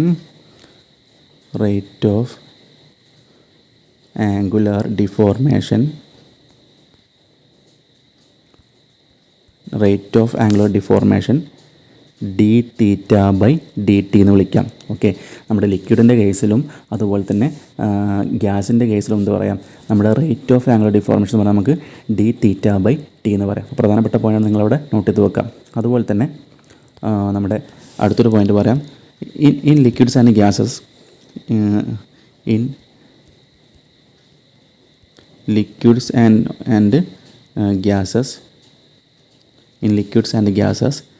they cannot resist the applied shear stress. എന്ത് ചെയ്യുന്നു? they cannot resist the applied shear stress. എന്താണ് ഈ ഒരു ടൈമിൻ്റെ മീനിങ് ഉദ്ദേശിക്കുന്നത്? they cannot resist the applied shear stress അല്ലേ. ലിക്വിഡിലും ഗ്യാസിലും എന്ത് ചെയ്യുന്നില്ല, നമ്മൾ നേരത്തെ പറഞ്ഞ പോലെ ആ പ്ലേറ്റിൻ്റെ മേലെ നമ്മളൊരു എക്സ്റ്റേണൽ ഫോഴ്സ് കൊടുക്കുമ്പോൾ എന്ത് സംഭവിക്കുന്നുണ്ട്, അവിടെ ഡിഫോർമേഷൻ സംഭവിച്ച് ആ ഫ്ലൂയിഡ് പാർട്ടിക്കിൾസ് പിന്നെ മൂവ് ചെയ്യുന്നുണ്ട്. അതിൻ്റെ അർത്ഥം എന്താണ്, ആ ഫ്ലൂയിഡ് പാർട്ടിക്കിൾസിന് എന്ത് ചെയ്യാൻ കഴിയില്ല, ആ അപ്ലൈ ചെയ്യുന്ന ഷിയർ സ്ട്രെസ്സിനെ റെസിസ്റ്റ് ചെയ്യാൻ കഴിയുന്നില്ല. ആ പോയിൻ്റാണ് നമ്മളിവിടെ പറഞ്ഞത്. ഓക്കെ, നമ്മൾ കൊടുക്കുന്ന ഷിയർ സ്ട്രെസ്സിനെ അല്ലെങ്കിൽ ആ ഫോഴ്സിനെ റെസിസ്റ്റ് ചെയ്യാനുള്ള കഴിവ് ആർക്കില്ല, ലിക്വിഡിനും ഗ്യാസിനും ഇല്ല. അതാണ് നമ്മൾ ഈ ഒരു പോയിൻ്റ് ഉദ്ദേശിച്ചത്. Okay, in case of liquids or gases they cannot resist the applied shear stress. Applied shear സ്ട്രെസ്സിനെ റെസിസ്റ്റ് ചെയ്യാനുള്ള കഴിവ് നമ്മുടെ ലിക്വിഡിനും ഗ്യാസസിനും ഇല്ല. ഓക്കെ, ഇനി നമ്മൾ നേരത്തെ പറഞ്ഞു, നമ്മൾ ഹൂക്സ് ലോ പറഞ്ഞിട്ടുണ്ടായിരുന്നു അല്ലേ. അതായത് നമ്മൾ സോഡിൻ്റെ കേസിൽ നമ്മൾ പറഞ്ഞു tau directly proportional to d theta എന്ന് പറഞ്ഞു അല്ലേ. എന്നാൽ നമ്മുടെ ലിക്വിഡിലും ഗ്യാസിലും വരുന്നത് എങ്ങനെയാണെന്ന് വെച്ചാൽ, ലിക്വിഡിലും ഗ്യാസിലും വരുന്നത് tau directly proportional to d theta by d t ആണ്. നേരത്തെ പറഞ്ഞ പോലെ ലിക്വിഡിൻ്റെ കേസിലും ഗ്യാസിൻ്റെ കേസിലും ടൈമിന് ഇമ്പോർട്ടൻസ് ഉണ്ട്. സോ എന്താണ്, shear stress is directly proportional to the rate of angular deformation ആണ്. Okay, shear stress is directly proportional to rate of angular deformation ആണ്. അപ്പോൾ നോക്കാം, നമ്മൾ നേരത്തെ പറഞ്ഞ് tau directly proportional to d തീറ്റയാണ് അല്ലേ. അത് shear stress is directly proportional to shear strain അല്ലെങ്കിൽ ആംഗുലർ ഡിഫോർമേഷൻ ആണ്. എന്നാൽ ഇത് നമ്മുടെ സോളിഡിൻ്റെ കേസാണ് അല്ലേ. ഇത് നമ്മുടെ സോളിഡിൻ്റെ കേസാണ്. എന്നാൽ ഇവിടെ പറയുന്നതാണ് ലിക്വിഡിൻ്റെ ഗ്യാസിൻ്റെ കേസിൽ എന്താണ്, shear stress is directly proportional to rate of angular deformation അല്ലെങ്കിൽ റേറ്റ് ഓഫ് ഷിയർ സ്ട്രെയിൻ ആണ്. അപ്പോൾ നമുക്ക് ഈ ഒരു ഇതിനെ നമ്മൾ വിളിക്കുന്നൊരു പേരാണ് Newton's law of viscosity. Okay, Newton's law of viscosity ആണ് ഈ ഒരു ടേം. അപ്പോൾ പ്രധാനപ്പെട്ട പോയിൻ്റാണ് ന്യൂട്ടൺസ് ലോ ഓഫ് വിസ്കോസിറ്റി എന്ന് പറയുന്നത് എന്താണ്, shear stress is directly proportional to, പ്രധാനപ്പെട്ട പോയിൻ്റാണ് റേറ്റ് എന്ന് പറയണം അല്ലേ, റേറ്റ് ഓഫ് ആംഗുലർ ഡിഫോർമേഷൻ ആണ്. അപ്പോൾ റേറ്റ് ഓഫ് ആംഗുലർ ഡിഫോർമേഷൻ ആണ് പ്രൊപ്പോർഷനെങ്കിൽ നമുക്ക് പറയാം അതിനെ ന്യൂട്ടൺസ് ലോ ഓഫ് വിസ്കോസിറ്റി എന്നാണ് നമ്മൾ പറയുന്നത്. ഓക്കെ, അതൊരു ലോ ആണ് ന്യൂട്ടൺസ് ലോ ഓഫ് വിസ്കോസിറ്റി. അത് നമ്മൾ ഡീറ്റെയിൽ ആയിട്ട് ഇനി അടുത്തൊരു ചാപ്റ്ററിൽ പറയുന്നുണ്ട്. അപ്പോൾ നമുക്ക് ഡീറ്റെയിൽ ആയിട്ട് പഠിക്കാം. അപ്പോൾ ജസ്റ്റ് നമ്മൾ ഈ ഫ്ലൂയിഡ് മെക്കാനിക്സിൻ്റെ ബേസ് മനസ്സിലാക്കാൻ വേണ്ടിയിട്ടുള്ള കാര്യങ്ങൾ നമ്മൾ പറയുന്നത്. അപ്പോൾ എന്ത് ചെയ്യുക, ആ രീതിയിൽ കാര്യങ്ങൾ മനസ്സിലാക്കി വെക്കാം. ഓക്കെ ഓക്കെ ഇവിടെ നോക്കാം. നമ്മൾ അടുത്തായിട്ട് നമ്മുടെ ഫ്ലൂയിഡിൻ്റെ നമ്മൾ ഇത്രയും പഠിച്ചു വെച്ച് നമ്മളൊരു ഡെഫിനേഷൻ ഇവിടെ കൊടുത്തിട്ടുണ്ട്. അതായത് ഫ്ലൂയിഡ് എന്ന് പറയുന്നത് എന്താണ്, it is the substance which can flow or move or deform under the action of shear stress അല്ലേ. നമ്മൾ നേരത്തെ പറഞ്ഞിട്ടുണ്ടായിരുന്നു, നമ്മൾ ആ ഫ്ലൂയിഡിൻ്റെ മേലെ, നമ്മൾ ആ രണ്ട് പ്ലേറ്റിൻ്റെ കേസിൽ ആലോചിച്ച് നോക്കുക, നമ്മൾ ആ ഫ്ലൂയിഡിൻ്റെ മേലേക്ക് നമ്മളൊരു എക്സ്റ്റേണൽ ഫോഴ്സ് കൊടുക്കുന്ന സമയത്ത് എന്ത് ചെയ്യുന്നുണ്ട്, ആ ഫ്ലൂയിഡ് മൂവ് ചെയ്യുന്നുണ്ട് അല്ലേ. അപ്പോൾ എന്ത് ചെയ്യുന്നു, നമ്മൾ ഒരു എക്സ്റ്റേണൽ ഫോഴ്സ് കൊടുക്കുമ്പോൾ ഒന്നെങ്കിൽ ഫ്ലോ ചെയ്യാനോ അല്ലെങ്കിൽ മൂവ് ചെയ്യാനോ അല്ലെങ്കിൽ അത് ഡിഫോം ചെയ്യാനോ ഉള്ള ടെൻഡൻസി ഉണ്ടാകുന്നുണ്ട് അല്ലേ. Deform under the action of shear stress. അപ്പോൾ നമ്മൾ ഷിയർ സ്ട്രെസ് കൊടുക്കുമ്പോൾ ഡിഫോം ചെയ്യാനോ മൂവ് ചെയ്യാനോ ഫ്ലോ ചെയ്യാനോ ഉള്ള കഴിവുള്ള ആ ഒരു ഇതിനെയാണ് നമ്മൾ, മാറ്ററിനെയാണ് നമ്മൾ ഫ്ലൂയിഡ് എന്ന് വിളിക്കുന്നത്. ഓക്കെ, ലാസ്റ്റ് ഒരു നോക്കുക, how ever small the shear stress may be അല്ലേ. അതായത് വളരെ ചെറിയൊരു ഷിയർ സ്ട്രെസ് ആണെങ്കിൽ കൂടി എന്താണ്, നമ്മളതിനെ ഫ്ലൂയിഡ് എന്ന് പറയാൻ പറ്റും അല്ലേ. അതായത് നമ്മൾ വളരെ മൈന്യൂട്ടായിട്ടുള്ള ചെറിയൊരു സ്ട്രെസ് കൊടുത്താൽ തന്നെ എന്ത് ചെയ്യുന്നുണ്ട്, ആ ഒരു ഫ്ലൂയിഡിന് ഡിഫോർമേഷൻ സംഭവിക്കുന്നുണ്ട്. നിങ്ങൾ മനസ്സിലാക്കിയ ഒരു എക്സാമ്പിൾ ആലോചിച്ച് നോക്കുക. ജസ്റ്റ് നമ്മൾ എന്ത് ചെയ്യുക, നമ്മളെ കയ്യിൽ കുറച്ച് വെള്ളം എടുത്ത് നമ്മൾ എന്ത് ചെയ്യണം, ആ വെള്ളത്തിൻ്റെ മേലേക്ക് നമ്മൾ ജസ്റ്റ് ഒന്ന് ഊതി കൊടുത്തു കഴിഞ്ഞാൽ എന്ത് സംഭവിക്കും, ആ വെള്ളം ഒഴുകാനുള്ള ടെൻഡൻസി ഉണ്ടായിരിക്കും. ആ രീതിയിൽ ആലോചിച്ച് നോക്കുക. അപ്പോൾ അതാണ് ഈ ഒരു ഡെഫിനിഷൻ പറഞ്ഞത്. അതായത് it is the substance which can flow or move or deform അല്ലേ. ഒന്നുകിൽ എന്ത് ചെയ്യുക, ഫ്ലോ ചെയ്യും, അല്ലെങ്കിൽ അത് മൂവ് ചെയ്യും, അല്ലെങ്കിൽ അത് ഡിഫോം ചെയ്യുന്നില്ല. ഞാൻ പറഞ്ഞ പോലെ തന്നെ കയ്യിൽ വെള്ളം വെച്ച് നമ്മൾ ജസ്റ്റ് ഒന്ന് ഒരു എക്സ്റ്റേണൽ ഫോഴ്സ് ആയിട്ട് നമ്മൾ എന്താണ് നമ്മൾ ഭാഗം കൊണ്ട് ജസ്റ്റ് ഊതി കൊടുത്ത് എന്ത് ചെയ്യും, അത് ഒന്നുകിൽ ഫ്ലോ ചെയ്യാനോ അല്ലെങ്കിൽ ജസ്റ്റ് അതിൻ്റെ ഷേപ്പ് മാറി ഡിഫോം ചെയ്യാനുള്ള ടെൻഡൻസി ഉണ്ടായിരിക്കും. അത് തന്നെ ആലോചിച്ചാൽ മതി. Okay, how ever small the shear stress may be അല്ലേ. അത് നമ്മൾ കൊടുക്കുന്ന ഷിയർ സ്ട്രെസ് എന്താണ്, വളരെ കുറഞ്ഞതാണെങ്കിൽ കൂടി എന്ത് ചെയ്യും, ഈ പറഞ്ഞ പോലെ ഡിഫോം ചെയ്യാനുള്ളതോ അല്ലെങ്കിൽ മൂവ് ചെയ്യാനുള്ളോ അല്ലെങ്കിൽ ഫ്ലോ ചെയ്യാനുള്ള ടെൻഡൻസി ഉണ്ടായിരിക്കും. അതിനാണ് നമ്മൾ ഫ്ലൂയിഡ് എന്ന് വിളിക്കുന്നത്. ഓക്കെ, അപ്പോൾ നമുക്ക് നമ്മുടെ സബ്ജക്റ്റിൻ്റെ പേര് എന്താണെന്നും അല്ലെങ്കിൽ എന്താണ് നമ്മൾ സബ്ജക്റ്റിൽ പഠിക്കാൻ പോകുന്നത് ജസ്റ്റ് എന്ത് ചെയ്യുക, അതിൻ്റെ തുടക്കം എന്താണെന്ന് നമുക്ക് ഒരു ഏകദേശം ഒരു ഐഡിയ കിട്ടിയിട്ടുണ്ടായിരിക്കും. ഓക്കെ, നെക്സ്റ്റ് ഒരു പോയിൻ്റ് നോക്കാം. ഓക്കെ, അടുത്തൊരു പോയിൻ്റ് പറഞ്ഞിരിക്കുന്നത് പ്രധാനപ്പെട്ട പോയിൻ്റാണ് fluid at rest have zero shear stress. Okay, അതായത് റെസ്റ്റിലിരിക്കുന്ന ഫ്ലൂയിഡിന് എന്താ ഉണ്ടായിരിക്കുക, സീറോ ഷിയർ സ്ട്രെസ്സാണ് ഉണ്ടായിരിക്കുക. And have only normal stress. Okay, അതായത് നോർമൽ സ്ട്രെസ് എന്ന് പറഞ്ഞാൽ പ്രഷറാണ്.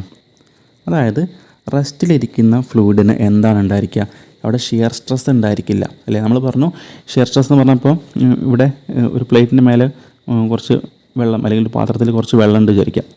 അപ്പോൾ ആ വെള്ളം എന്താണ്, ആ വെള്ളം നമ്മൾ സ്റ്റേബിളായിട്ട് അല്ലെങ്കിൽ സ്റ്റാറ്റിക്കായി നിൽക്കുമ്പോൾ എന്താണ്, അവിടെ ഷിയർ സ്ട്രെസ് ഒന്നും ആ വെള്ളത്തിൻ്റെ മേലെ ആക്ട് ചെയ്യുന്നില്ല. എന്നാൽ നമ്മൾ എന്ത് ചെയ്യണം, ജസ്റ്റ് നമ്മൾ ഇവിടെ ഒരു സ്പൂൺ ഉപയോഗിച്ച് എന്ത് ചെയ്യണം, വെള്ളത്തിലേക്ക് നമ്മൾ ജസ്റ്റ് ഈ വെള്ളത്തിനെ നീക്കാൻ വേണ്ടി ശ്രമിക്കുക വിചാരിക്കുക. ഒരു സ്പൂൺ ഉപയോഗിച്ച് നമ്മൾ എന്ത് ചെയ്യണം, ആ വെള്ളത്തിനെ ജസ്റ്റ് ഇങ്ങനെ സ്ലൈഡ് ചെയ്യാൻ ശ്രമിക്കുക വിചാരിക്കുക. അപ്പോൾ നമ്മൾ എക്സ്റ്റേണൽ ഫോഴ്സ് കൊടുക്കുന്നത്, അപ്പോൾ മാത്രമേ എന്ത് ചെയ്യുന്നുള്ളൂ, അവിടെ ഒരു ഷിയർ സ്ട്രെസ് ആക്ട് ചെയ്യുന്നുള്ളൂ. എന്നാൽ നേരത്തെ പറഞ്ഞ കേസിൽ നമ്മളിപ്പോൾ ഈ ഒരു കണ്ടെയ്നറിനകത്ത് ഇപ്പോൾ ഇതിൽ വെള്ളം ഉണ്ടെങ്കിൽ ഈ ഒരു കണ്ടെയ്നർ നമ്മൾ സ്റ്റേബിളായിട്ട് അല്ലെങ്കിൽ സ്റ്റാറ്റിക്കായിട്ട് നിർത്തിയിരിക്കുന്ന കണ്ടെയ്നർ വിചാരിക്കുക.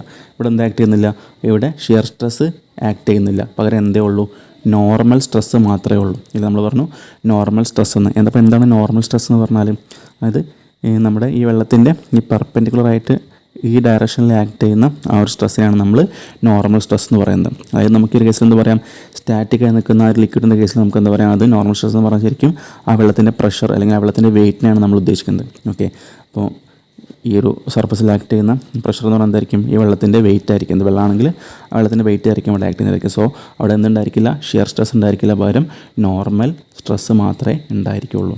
ഓക്കെ, നോർമൽ സ്ട്രെസ്സ് മാത്രമേ ഉണ്ടായിരിക്കുള്ളൂ. അതാണ് നമ്മൾ ലാസ്റ്റ് പറഞ്ഞ ആ ഒരു പോയിൻ്റ് കാര്യം. അപ്പോൾ ആ ഒരു പോയിൻ്റ് നമുക്ക് എക്സാം പോയിൻ്റ് ഓഫ് വ്യൂ ചോദിക്കാറുള്ളതാണ്. അതായത് റെസ്റ്റിലിരിക്കുന്ന ഫ്ലൂയിഡിന് ഏത് സ്ട്രെസ്സാണ് ആക്ട് ചെയ്യുന്നതൊക്കെ നമ്മുടെ സ്റ്റേറ്റ്മെൻറ്റ് ടൈപ്പിലുള്ള ക്വസ്റ്റ്യൻസ് ഉണ്ടാകാറുണ്ട്. ഓക്കെ, അപ്പോൾ മനസ്സിലാക്കി വെക്കുക.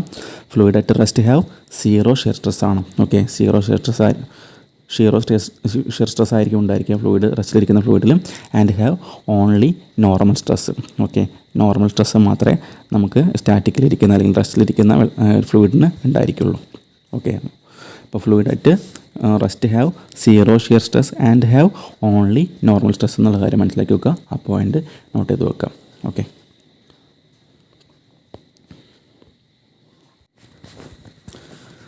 ഓക്കെ, അപ്പോൾ നമ്മൾ ഇത്ര നേരം പഠിച്ചതൊക്കെ നമ്മൾ ആ ഫ്ലൂയിഡ് മെക്കാനിക്സ് എന്ന് പറയുന്ന സബ്ജക്റ്റ് എങ്ങനെയാണ് തുടങ്ങുന്നത്, അല്ലെങ്കിൽ ആ ഫ്ലൂയിഡ് മെക്കാനിക്സ് എന്ന് പറയുന്ന ആ സബ്ജക്റ്റിൻ്റെ മീനിങ് എന്താണെന്ന് നമുക്ക് മനസ്സിലായി.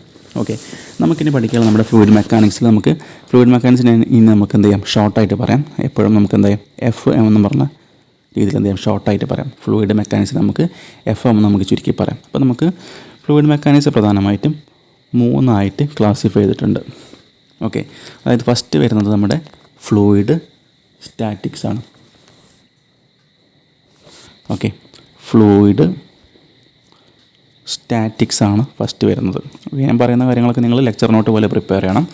അതുപോലെ രണ്ടാമത്തെയാണ് ഫ്ലൂയിഡ് കൈനമാറ്റിക്സ്.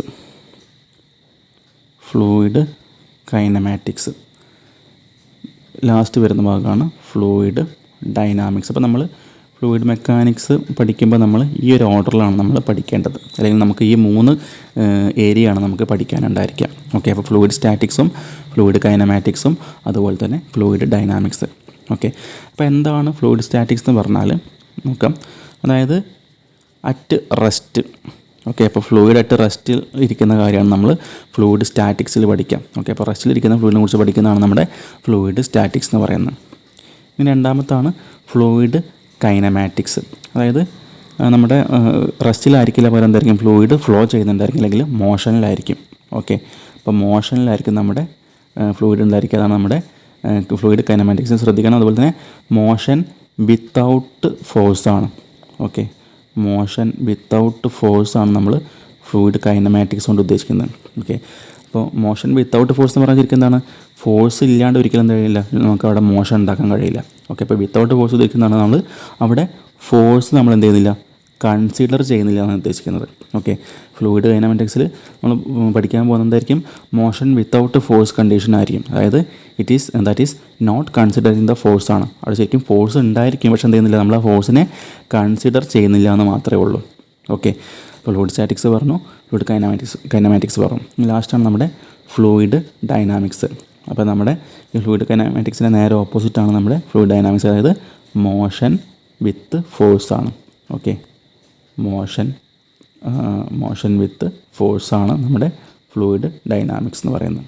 ഓക്കെ, അപ്പോൾ നമ്മുടെ ഈ ഒരു മൂന്നായിട്ടാണ് നമ്മൾ ഫ്ലൂയിഡ് മെക്കാനിക്സ് നമ്മൾ പഠിക്കുക. അപ്പോൾ നമ്മൾ ആദ്യം പഠിക്കാൻ പോകുന്നതായിരിക്കും ഈ ഫ്ലൂയിഡ് സ്റ്റാറ്റിക്സ് ആയിരിക്കും നമ്മൾ ആദ്യം പഠിക്കാൻ പോകുന്നതായിരിക്കും. അതായത് ഫ്ലൂയിഡായിട്ട് സ്റ്റാറ്റിക്കിലുള്ള അല്ലെങ്കിൽ ഫ്ലൂയിഡായിട്ട് റെസ്റ്റിലുള്ള കണ്ടീഷനാണ് ഫ്ലൂയിഡ് സ്റ്റാറ്റിക്സ് എന്ന് പറയുന്നത്. അതുപോലെ മോഷൻ വിത്തൗട്ട് ഫോഴ്സ് ആണ്, അല്ലെങ്കിൽ വിത്തൗട്ട് കൺസിഡറിങ് അല്ലെങ്കിൽ നോട്ട് കൺസിഡറിങ് ദ ഫോഴ്സ് ആണ് ഫ്ലൂയിഡ് കൈനമാറ്റിക്സ്.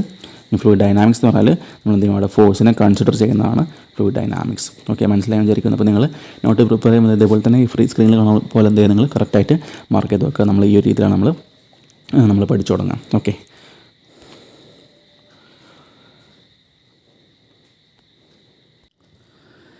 അപ്പോൾ നമ്മളിനി ഫസ്റ്റ് പഠിക്കാൻ പോകുന്ന നമ്മുടെ ഫ്ലൂയിഡ് സ്റ്റാറ്റിക്സിൽ ഫസ്റ്റ് വരുന്ന കാര്യമാണ് നമ്മുടെ ഫ്ലൂയിഡിൻ്റെ properties. Okay, properties of fluids. അപ്പോൾ നമ്മൾ ഫ്ലൂയിഡ് മെക്കാനിക്സ് പഠിക്കുമ്പോൾ ഏറ്റവും ആദ്യം പഠിക്കേണ്ട കാര്യമാണ് നമ്മുടെ ഫ്ലൂയിഡിൻ്റെ പ്രോപ്പർട്ടീസ്. പഠിക്കുന്ന സമയത്ത് വളരെ എളുപ്പമായിട്ട് തോന്നും, പക്ഷേ നമുക്ക് എക്സാം പോയിൻ്റ് ഓഫ് വ്യൂ നമുക്ക് ക്വസ്റ്റ്യൻസ് വരുന്ന സമയത്ത് കൺഫ്യൂഷൻസ് വന്ന് മിസ്റ്റേക്കുകൾ വരുത്തി നമുക്ക് മാർക്ക് നഷ്ടപ്പെടാനുള്ള ടെൻഡൻസി ഉണ്ടായിരിക്കും. അപ്പം എന്ത് ചെയ്യുക, മനസ്സിലാക്കുമ്പോൾ പഠിക്കുമ്പോൾ എന്ത് ചെയ്യുക, കൃത്യമായിട്ടും അതിൻ്റെ ഐഡിയ അല്ലെങ്കിൽ കോൺസെപ്റ്റ് എന്താണെന്ന് മനസ്സിലാക്കി വേണ്ടി മാത്രം പഠിക്കാൻ ശ്രമിക്കുക. ഓക്കെ, അപ്പോൾ നമുക്ക് ഫസ്റ്റ് വരുന്ന ഫ്ലൂയിഡ് പ്രോപ്പർട്ടി എന്ന് പറയുന്നത് നിങ്ങൾക്കിവിടെ സ്ക്രീനിൽ കാണുന്നതായിരിക്കും. അതായത് ഡെൻസിറ്റി, അല്ലെങ്കിൽ ഇതിൻ്റെ വേറൊരു പേരാണ് മാസ് ഡെൻസിറ്റി. ഓക്കെ, ഡെൻസിറ്റി അല്ലെങ്കിൽ നമുക്കതിനെ മാസ് ഡെൻസിറ്റി എന്ന് പറയാം. അതായത് സ്ക്രീനിൽ കാണുന്ന പോലെ തന്നെ എന്താണ് ഇവിടെ നോക്കാം, ഒരു ഡെൻസർ ഒബ്ജക്റ്റിൻ്റെ അതുപോലെ തന്നെ ഡെൻസിറ്റി കുറഞ്ഞ ഒബ്ജക്റ്റിൻ്റെ ജസ്റ്റ് രണ്ട് ഫിഗർ ഇവിടെ കാണിച്ചിട്ടുണ്ടായിരിക്കും. ജസ്റ്റ് ഒന്ന് നോക്കുക.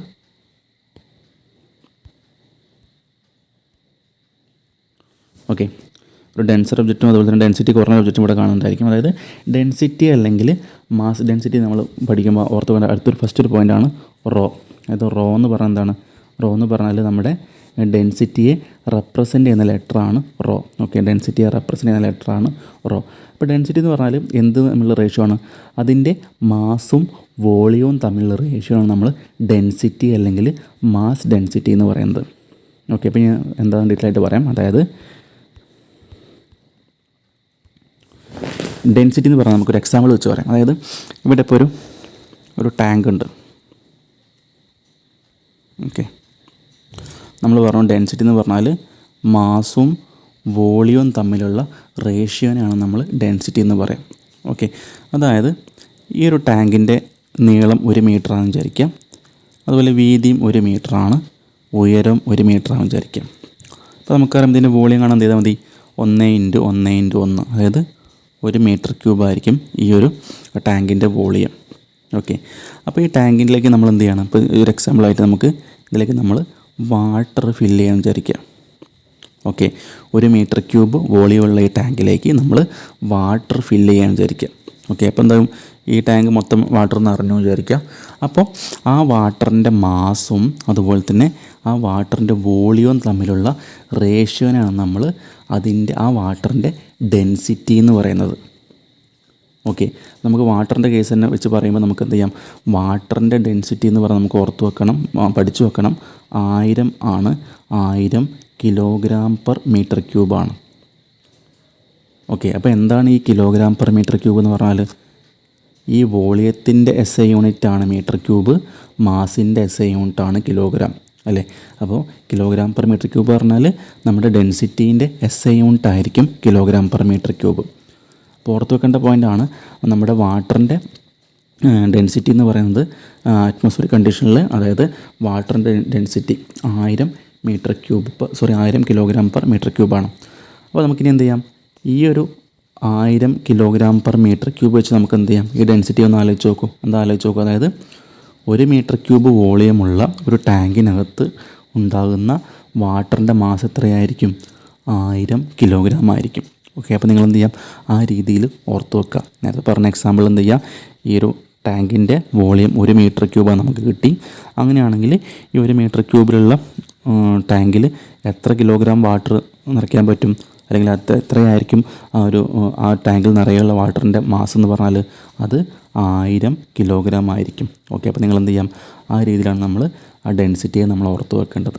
ഓക്കെ, അപ്പോൾ ഓർത്ത് വെക്കുക, വാട്ടറിൻ്റെ ഡെൻസിറ്റി 1000 കിലോഗ്രാം പെർ മീറ്റർ ക്യൂബാണ്. ഓക്കെ, ആ ഒരു കോൺസെപ്റ്റ് കറക്റ്റ് മനസ്സിലായി വിചാരിക്കുന്നു. അതായത് മാസും വോളിയം തമ്മിലുള്ള റേഷ്യോ ആണ് ഡെൻസിറ്റി എന്ന് പറഞ്ഞാൽ. അപ്പോൾ ആ ഒരു ഐഡിയ മനസ്സിലാക്കുക. യൂണിറ്റ് വോളിയത്തിനകത്തുണ്ടാകുന്ന അതിൻ്റെ മാസിനാണ് നമ്മൾ ഡെൻസിറ്റി എന്ന് പറയുക. അപ്പോൾ വാട്ടറിൻ്റെ ഡെൻസിറ്റി 1000 കിലോഗ്രാം പെർ മീറ്റർ ക്യൂബാണ്. അതുപോലെ നമ്മൾ ഓർത്ത് വെക്കേണ്ട അടുത്തൊരു പോയിൻ്റാണ് നമ്മുടെ മെർക്കുറിയുടെ density. Okay, mercury density 13600 kilogram per metre ക്യൂബാണ്. ഓക്കെ, 13600 കിലോഗ്രാം പെർ മീറ്റർ ക്യൂബാണ്. ഓർത്ത് വെക്കേണ്ട പോയിൻ്റാണ് വാട്ടറിൻ്റെ ഡെൻസിറ്റിയും അതുപോലെ തന്നെ നമ്മുടെ മെർക്കുറിൻ്റെ ഡെൻസിറ്റി നമ്മൾ ഓർത്ത് വെക്കണം.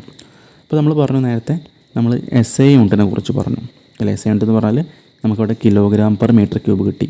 അതെങ്ങനെയാണ് കിലോഗ്രാം പെർ മീറ്റർ ക്യൂബ് കിട്ടിയത്? നമ്മൾ പറഞ്ഞു ഡെൻസിറ്റി എന്ന് പറഞ്ഞാൽ മാസും വോളിയവും തമ്മിലുള്ള റേഷ്യോ ആണ് ഡെൻസിറ്റി അല്ലേ. ഇനി എങ്ങനെ ഇതിൻ്റെ SI യൂണിറ്റ് നമ്മൾ കണ്ടെത്തുക? മാസിൻ്റെ SI യൂണിറ്റ് അറിയില്ല. മാസ് എന്ന് പറഞ്ഞാൽ കിലോഗ്രാമിലാണ് നമ്മൾ പറയാം SI യൂണിറ്റ്. വോളിയത്തിൻ്റെ എന്താണ്? വോളിയം എന്ന് പറഞ്ഞാൽ നമുക്കറിയാം നീളം ഇൻറ്റു വീതി ഇൻറ്റു ഉയരം നമുക്ക് പറയാൻ പറ്റും അല്ലേ. അപ്പോൾ എന്താണ്, നീളത്തിൻ്റെ വീതിൻ്റെ അല്ലെങ്കിൽ ഉയരത്തിൻ്റെ SI യൂണിറ്റ് എന്താണ്? മീറ്ററാണ്. അതായത് മീറ്റർ ഇൻറ്റു മീറ്റർ എന്ന് പറഞ്ഞാൽ മീറ്റർ ക്യൂബാണ്.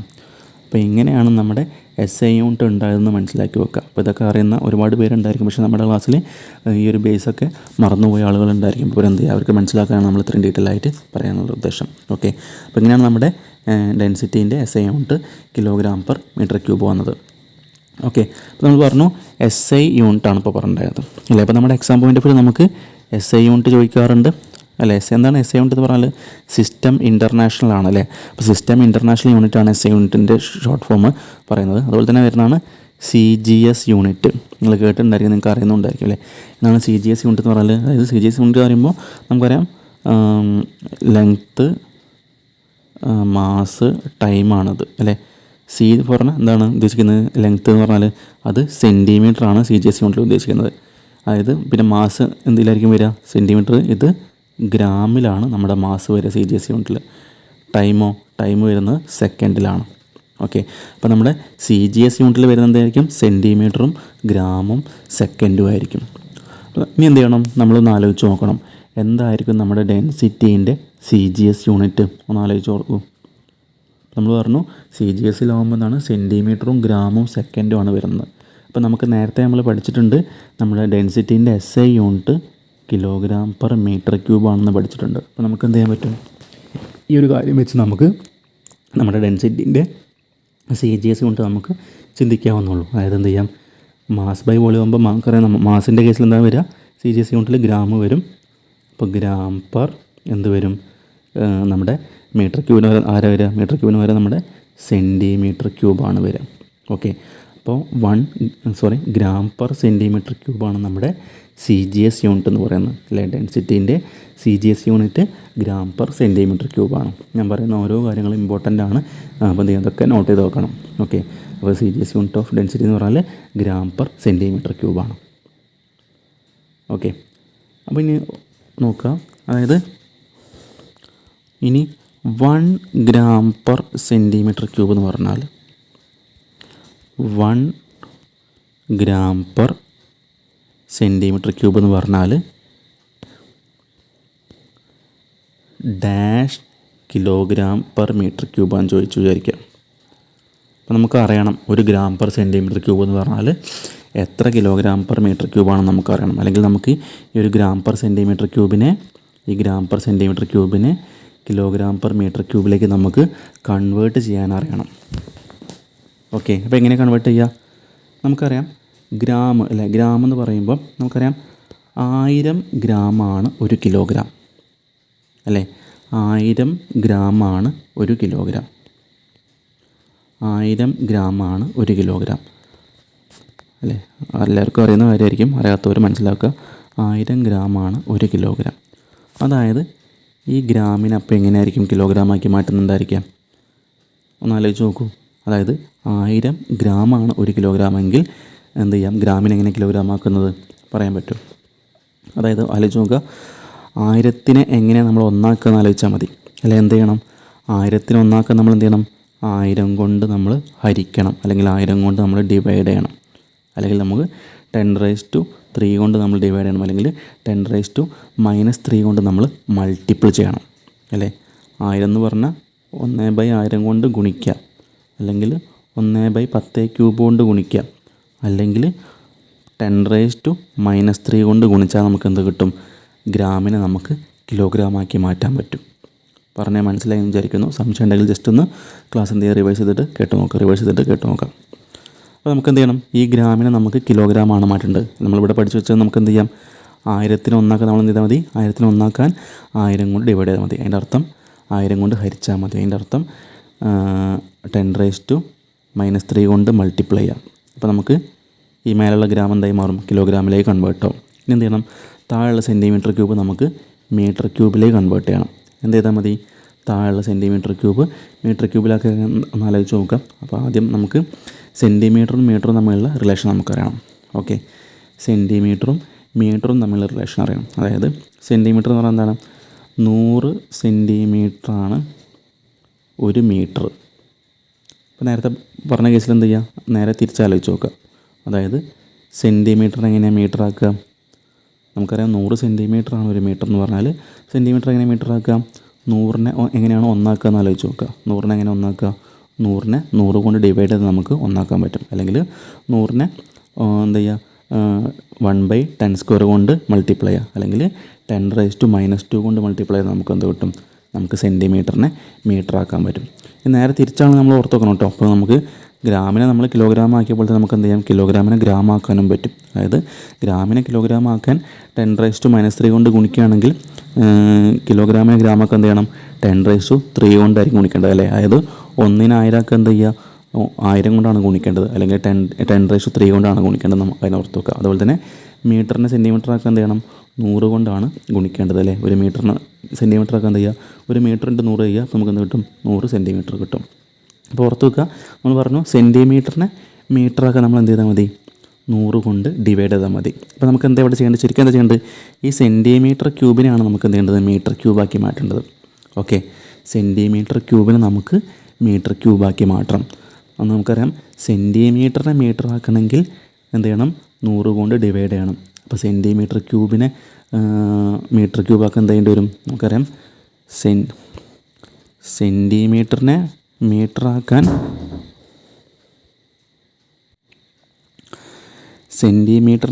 എന്ത് ചെയ്യണം?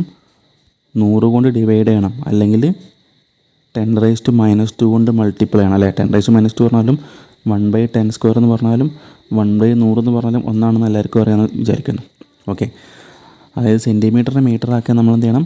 10⁻² കൊണ്ട് മൾട്ടിപ്ലൈ ചെയ്യണം. അപ്പോൾ ആലോചിച്ച് നോക്കൂ, സെൻറ്റിമീറ്റർ സ്ക്വയറിനെ മീറ്റർ സ്ക്വയർ ആക്കാൻ എന്ത് ചെയ്യേണ്ടി വരും അല്ലേ? എന്ത് ചെയ്യേണ്ടി വരും?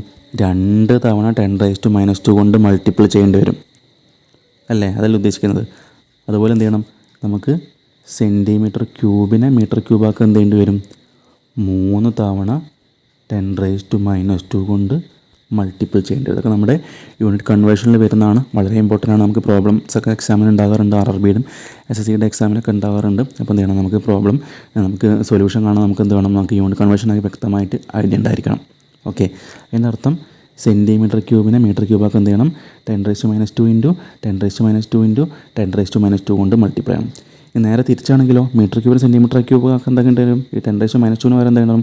10⁻² ചെയ്താൽ മതി അല്ലേ. അതായത് 10⁻² × 10⁻² ഇൻറ്റു 10⁻² കൊണ്ട് മൾട്ടിപ്പിൾ ചെയ്യേണ്ടി വരും. ആ കാര്യം തിരിച്ചും അങ്ങനെയാണെന്ന് ഓർത്ത് വെക്കുക. ഓക്കെ, അപ്പോൾ നേരത്തെ പറഞ്ഞ കേസിൽ നമ്മൾ 1 g/cm³ നമുക്ക് എന്ത് ചെയ്യേണ്ടത്, -kg/m³ ചോദിച്ചുള്ളത് അല്ലേ. നമുക്ക് ആൻസർ എങ്ങനെ പറയാൻ പറ്റും? നമ്മൾ പറഞ്ഞു ഗ്രാമിനെ കിലോഗ്രാമാക്കി എന്ത് ചെയ്യണം, 10⁻³ കൊണ്ട് മൾട്ടിപ്ലൈ ചെയ്യണം അല്ലേ. ഡിവൈഡ് ബൈ cm³ m³ എന്ത് ചെയ്യണം, 10⁻² കൊണ്ട് 3 തവണ മൾട്ടിപ്ലൈ ചെയ്യണം. അതിൻ്റെ അർത്ഥം 10⁻² ഇൻറ്റു 10⁻² ഇൻറ്റു 10⁻² പറഞ്ഞാൽ എത്രയാണ് അല്ലേ. 10⁻² ഇൻറ്റു 10⁻² ഇൻറ്റു 10⁻² എന്ന് പറഞ്ഞാൽ 10⁻⁻6 ആണ് അല്ലേ. അതായത് 3 കൂടി കൂട്ടിയാൽ മതി അല്ലേ. -2 + -2 + -2 -6 കിട്ടും. അതായത് 10 താഴെ വരിക എന്താണ്, 10⁻⁻6 ആണ് വരിക. ഓക്കെ, ഇനി എന്ത് ചെയ്യുക, നമുക്കിതിനെ സിംപ്ലിഫൈ ചെയ്താൽ നമുക്കറിയാം a/m/a/n എന്ന് പറയുന്നതാണ് a/m-n ആണ്. അതായത് ഇവിടുത്തെ കേസിൽ എന്തായിരിക്കും, 10⁻³ -6 അല്ല. അതിൻ്റെ അർത്ഥം ഇത് രണ്ടും കൂടി കൂട്ടിയാൽ പ്ലസ്സായി, വലിയ സംഖ്യയിൽ നിന്ന് ചെറിയ സംഖ്യ കുറച്ചാൽ 3 കിട്ടും, വലിയ സംഖ്യേനെ ചിഹ്നം ചേർക്കുക 3 തന്നെ. അപ്പോൾ നമുക്ക് ഫൈനൽ കിട്ടുന്നതാണ്, നമുക്ക് കിട്ടുക നമ്മുടെ g/cm³, 1 g/cm³ പറഞ്ഞാൽ നമുക്ക് ഫൈനൽ കിട്ടുക 10⁻³ kg/m³ ആണ്. 10⁻³ kg/m³ ആണ്. അല്ലെങ്കിൽ എന്ത് പറയാം, 10⁻³ എന്ന് പറഞ്ഞാൽ 1000 kg/m³ ആണ്. ഓക്കെ, അതിൻ്റെ അർത്ഥം 1 g/cm³ എന്ന് പറഞ്ഞാൽ എന്താണ്, 1000 kg/m³ ആണ്. അപ്പോൾ പറയുമ്പോൾ കുറച്ച് സ്പീഡ് കൂടി ഉണ്ടെങ്കിൽ എന്ത് ചെയ്യുക, നിങ്ങൾക്ക് നമ്മുടെ ഓൺലൈൻ ക്ലാസ്സിന് പ്രത്യേകം നിങ്ങൾക്ക് അറിയാമല്ലോ, നമുക്ക് എന്ത് ചെയ്യാം, എത്ര തവണ വേണമെങ്കിലും എന്ത് ചെയ്യുക, റിപ്പീറ്റ് ചെയ്ത് കേട്ട് നോക്കാൻ പറ്റും. അപ്പോൾ എന്ത് ചെയ്യാം, ജസ്റ്റ് എവിടെയെങ്കിലും കൺഫ്യൂഷൻ വരുന്നുണ്ടെങ്കിൽ ജസ്റ്റ് ഒന്നുകിൽ പോസ് ചെയ്തിട്ട് ഒന്ന് ആലോചിച്ച് നോക്കുക, അല്ലെങ്കിൽ എന്ത് ചെയ്യുക, ജസ്റ്റ് ഒന്ന് കുറച്ച് ബാക്കോട്ട് റിവൈസ് ചെയ്തിട്ട് എന്ത് ചെയ്യാം, നിങ്ങളൊന്നും കൂടി പ്ലേ ചെയ്ത് നോക്കുക. അപ്പോൾ നിങ്ങൾക്ക് കാര്യങ്ങൾ ഒരു ഐഡിയ കിട്ടും. അപ്പോൾ ഓർത്തേണ്ട കാര്യമാണ് 1 g/cm³ എന്ന് പറഞ്ഞാൽ 1000 kg/m³ ആണ്. അപ്പോൾ നിങ്ങൾ ബൈ ഹാർട്ട് പഠിച്ചേക്കേണ്ട ആവശ്യമില്ല. നിങ്ങൾക്ക് കറക്റ്റ് യൂണിറ്റ് കൺവേർഷൻ അറിയാമെങ്കിൽ എന്ത് ചെയ്യാം, നമുക്കത് കണ്ടെത്താൻ പറ്റും. ഓക്കെ, അപ്പോൾ നമ്മൾ ഫ്ലൂയിഡ് പ്രോപ്പർട്ടീസിൽ വരുന്ന ഡെൻസിറ്റിയെ കുറിച്ചാണ് നമ്മൾ ജസ്റ്റ് പറഞ്ഞത്. ഇപ്പോൾ ഡെൻസിറ്റി എന്ന് പറഞ്ഞാൽ മാസ് ബൈ വോളിയം ആണ്. SI യൂണിറ്റ് kg/m³ ആണ്. CGS യൂണിറ്റ് g/cm³ ആണ്. അതുപോലെ 1 g/cm³ എന്ന് പറഞ്ഞാൽ 1000 kg/m³ ആണ്.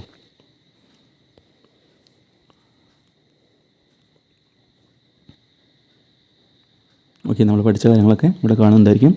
ഡെൻസിറ്റിൻ്റെ യൂണിറ്റും അതുപോലെ തന്നെ വാട്ടറിൻ്റെ കേസും പറഞ്ഞിട്ടുണ്ട്. 1000 kg/m³ അല്ലെങ്കിൽ 1 g/cm³ ആണ്.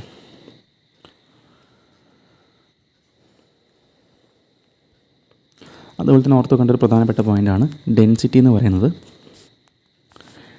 Density is a function of, നിങ്ങൾ പോയിൻ്റ് എഴുതി വെക്കണം, density is a function of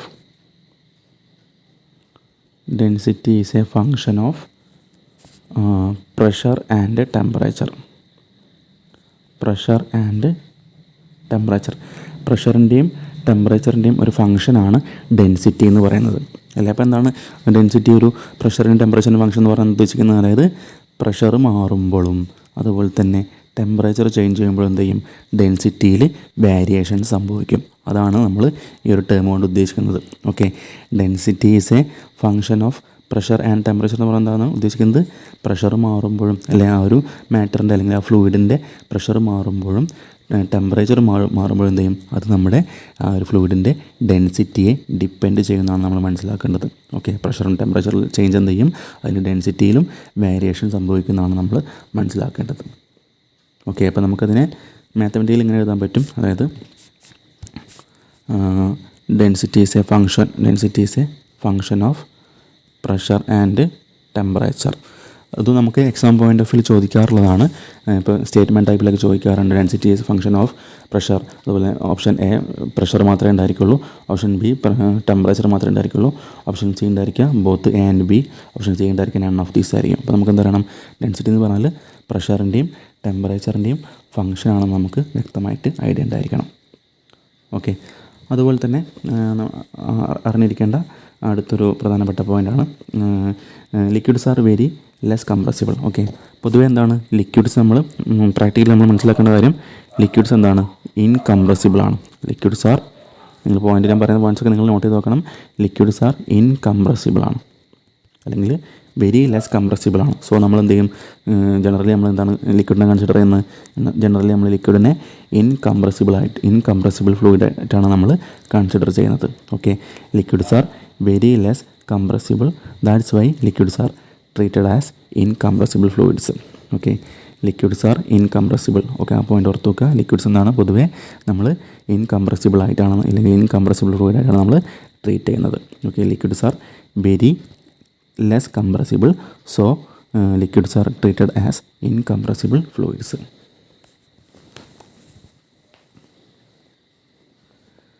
okay, അപ്പോൾ നമ്മൾ ലിക്വിഡിൻ്റെ കേസിൽ നമ്മൾ പറഞ്ഞു, നമ്മൾ density is a function of pressure and ടെമ്പറേച്ചറും പറഞ്ഞു.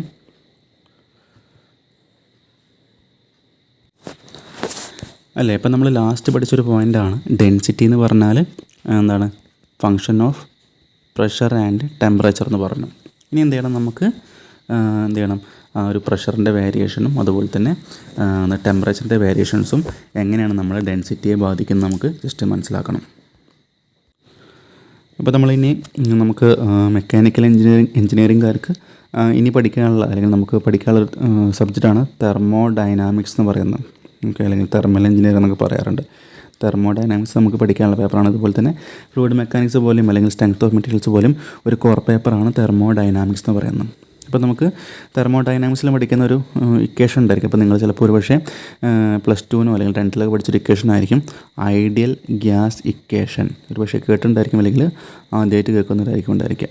ഓക്കെ, നമ്മൾ ഡീറ്റെയിൽ ആയിട്ട് നമ്മളത് തെർമലിൽ പഠിക്കുന്നുണ്ട്. അപ്പോൾ നമുക്ക് ഡീറ്റെയിൽ ആയിട്ട് തെർമൽ പഠിക്കാം. അപ്പോൾ ജസ്റ്റ് ഒന്ന് മനസ്സിലാക്കാം. ഐഡിയൽ ഗ്യാസ് ഇക്വേഷൻ എന്ന് പറഞ്ഞാൽ PV = mRT ആണ്. ഓക്കെ, നമ്മൾ ഡീറ്റെയിൽ ആയിട്ട് തെർമലിൽ പഠിക്കും. ഇപ്പോൾ ഞാൻ ഇവിടെ എന്ത് ചെയ്യുന്നില്ല, അതിൻ്റെ ഡീറ്റെയിൽ പറയുന്നില്ല, ജസ്റ്റ് എന്ത് ചെയ്യാൻ മനസ്സിലാക്കാം. ഐഡിയൽ ഗ്യാസ് ഇക്വേഷൻ എന്ന് പറഞ്ഞാൽ PV = mRT ആണ്. ഓക്കെ, അതിൽ നമുക്ക് എന്ത് ചെയ്യാം, ഓരോ നോക്കാം. P എന്ന് പറഞ്ഞാൽ പ്രഷറാണ്, V എന്ന് പറഞ്ഞാൽ വോളിയാണ്, M എന്ന് പറഞ്ഞാൽ മാസാണ്, R എന്ന് പറഞ്ഞാൽ ഗ്യാസ് കോൺസ്റ്റൻ്റ് ആണ്, അതുപോലെ T എന്ന് പറഞ്ഞാൽ ടെമ്പറേച്ചറാണ്. ഞാൻ പറയുന്ന ഓരോ കാര്യങ്ങളും ഇമ്പോർട്ടൻ്റ് ആണ്. ഞാൻ പറയുമ്പോൾ എന്ത് ചെയ്യാം, ചിലപ്പോൾ എല്ലാ കാര്യങ്ങളും നമുക്ക് സ്ക്രീനിൽ എഴുതി കാണിക്കാൻ സമയം ഉണ്ടായിരിക്കില്ല. അപ്പോൾ എന്ത് ചെയ്യാം, ഞാൻ പറയുമ്പോൾ എന്ത് ചെയ്യാം, നിങ്ങളത് ലെക്ചർ നോട്ട് പോലെ പ്രിപ്പയർ ചെയ്യാം. ഓക്കെ, PV = mRT ആണ്. P pressure, V volume, M mass, R gas constant ആണ്, T ടെമ്പറേച്ചർ. എന്ത് ചെയ്യാം, നമുക്ക് ജസ്റ്റ് എന്ത് ചെയ്യാം, ഈ Vയെ =ൻ്റെ അപ്പുറത്തേക്ക് കൊണ്ടുപോകും. അതായത് ഇവിടെ Pനെ മാത്രം നിർത്തുക, V അപ്പുറത്തേക്ക് പോകുമ്പം M/V എന്ന് എഴുതാം നമുക്ക്, ബാക്കി RT. ഓക്കെ, അപ്പോൾ നമ്മൾ ഇതിൽ മുന്നേ പഠിച്ചാണ് മാസ് ബൈ വോളിയം എന്ന് പറയുന്നതാണ് ഡെൻസിറ്റിയാണ്. അപ്പോൾ നമുക്ക് എങ്ങനെ മാറ്റിയെടുത്തതിന് M/Vക്ക് പകരം എന്ത് ചെയ്യാം, നമുക്ക് ഡെൻസിറ്റിൻ്റെ റോ കാണിക്കാം, റോ RT എന്ന് പറയാം. ഓക്കെ, അതായത് P = നമുക്ക് ഫൈനലി എന്ത് പറയാം, ഈ ഒരു ഇക്വേഷൻ നമുക്ക് P = റോ RT എന്ന് എഴുതാൻ പറ്റും. Okay, P = rho RT. ഇത്രയും നിങ്ങൾ നോട്ട് ചെയ്യാം, P = റോ RT. അപ്പോൾ നമ്മൾ ലാസ്റ്റ് കണ്ടെത്തിയത് P = റോ RT ആണ്. ഇനി എന്ത് ചെയ്യാം, നമുക്ക് ഫസ്റ്റ് നമ്മൾ നേരത്തെ പറഞ്ഞിട്ടുണ്ടായിരുന്നു density is a function of pressure and temperature ആണ്. അപ്പോൾ നമുക്ക് എന്ത് ചെയ്യാം, ഫസ്റ്റ് എഫക്റ്റ് ഓഫ് പ്രഷർ നോക്കാം. അല്ലേ, എന്താണ് പ്രഷറിലെ വേരിയേഷൻ അല്ലെങ്കിൽ പ്രഷറിലെ ചേഞ്ച് നമ്മളെ ഡെൻസിറ്റിയെ എങ്ങനെയാണ് ഡിപ്പെൻഡ് ചെയ്യുന്നത് നോക്കാം.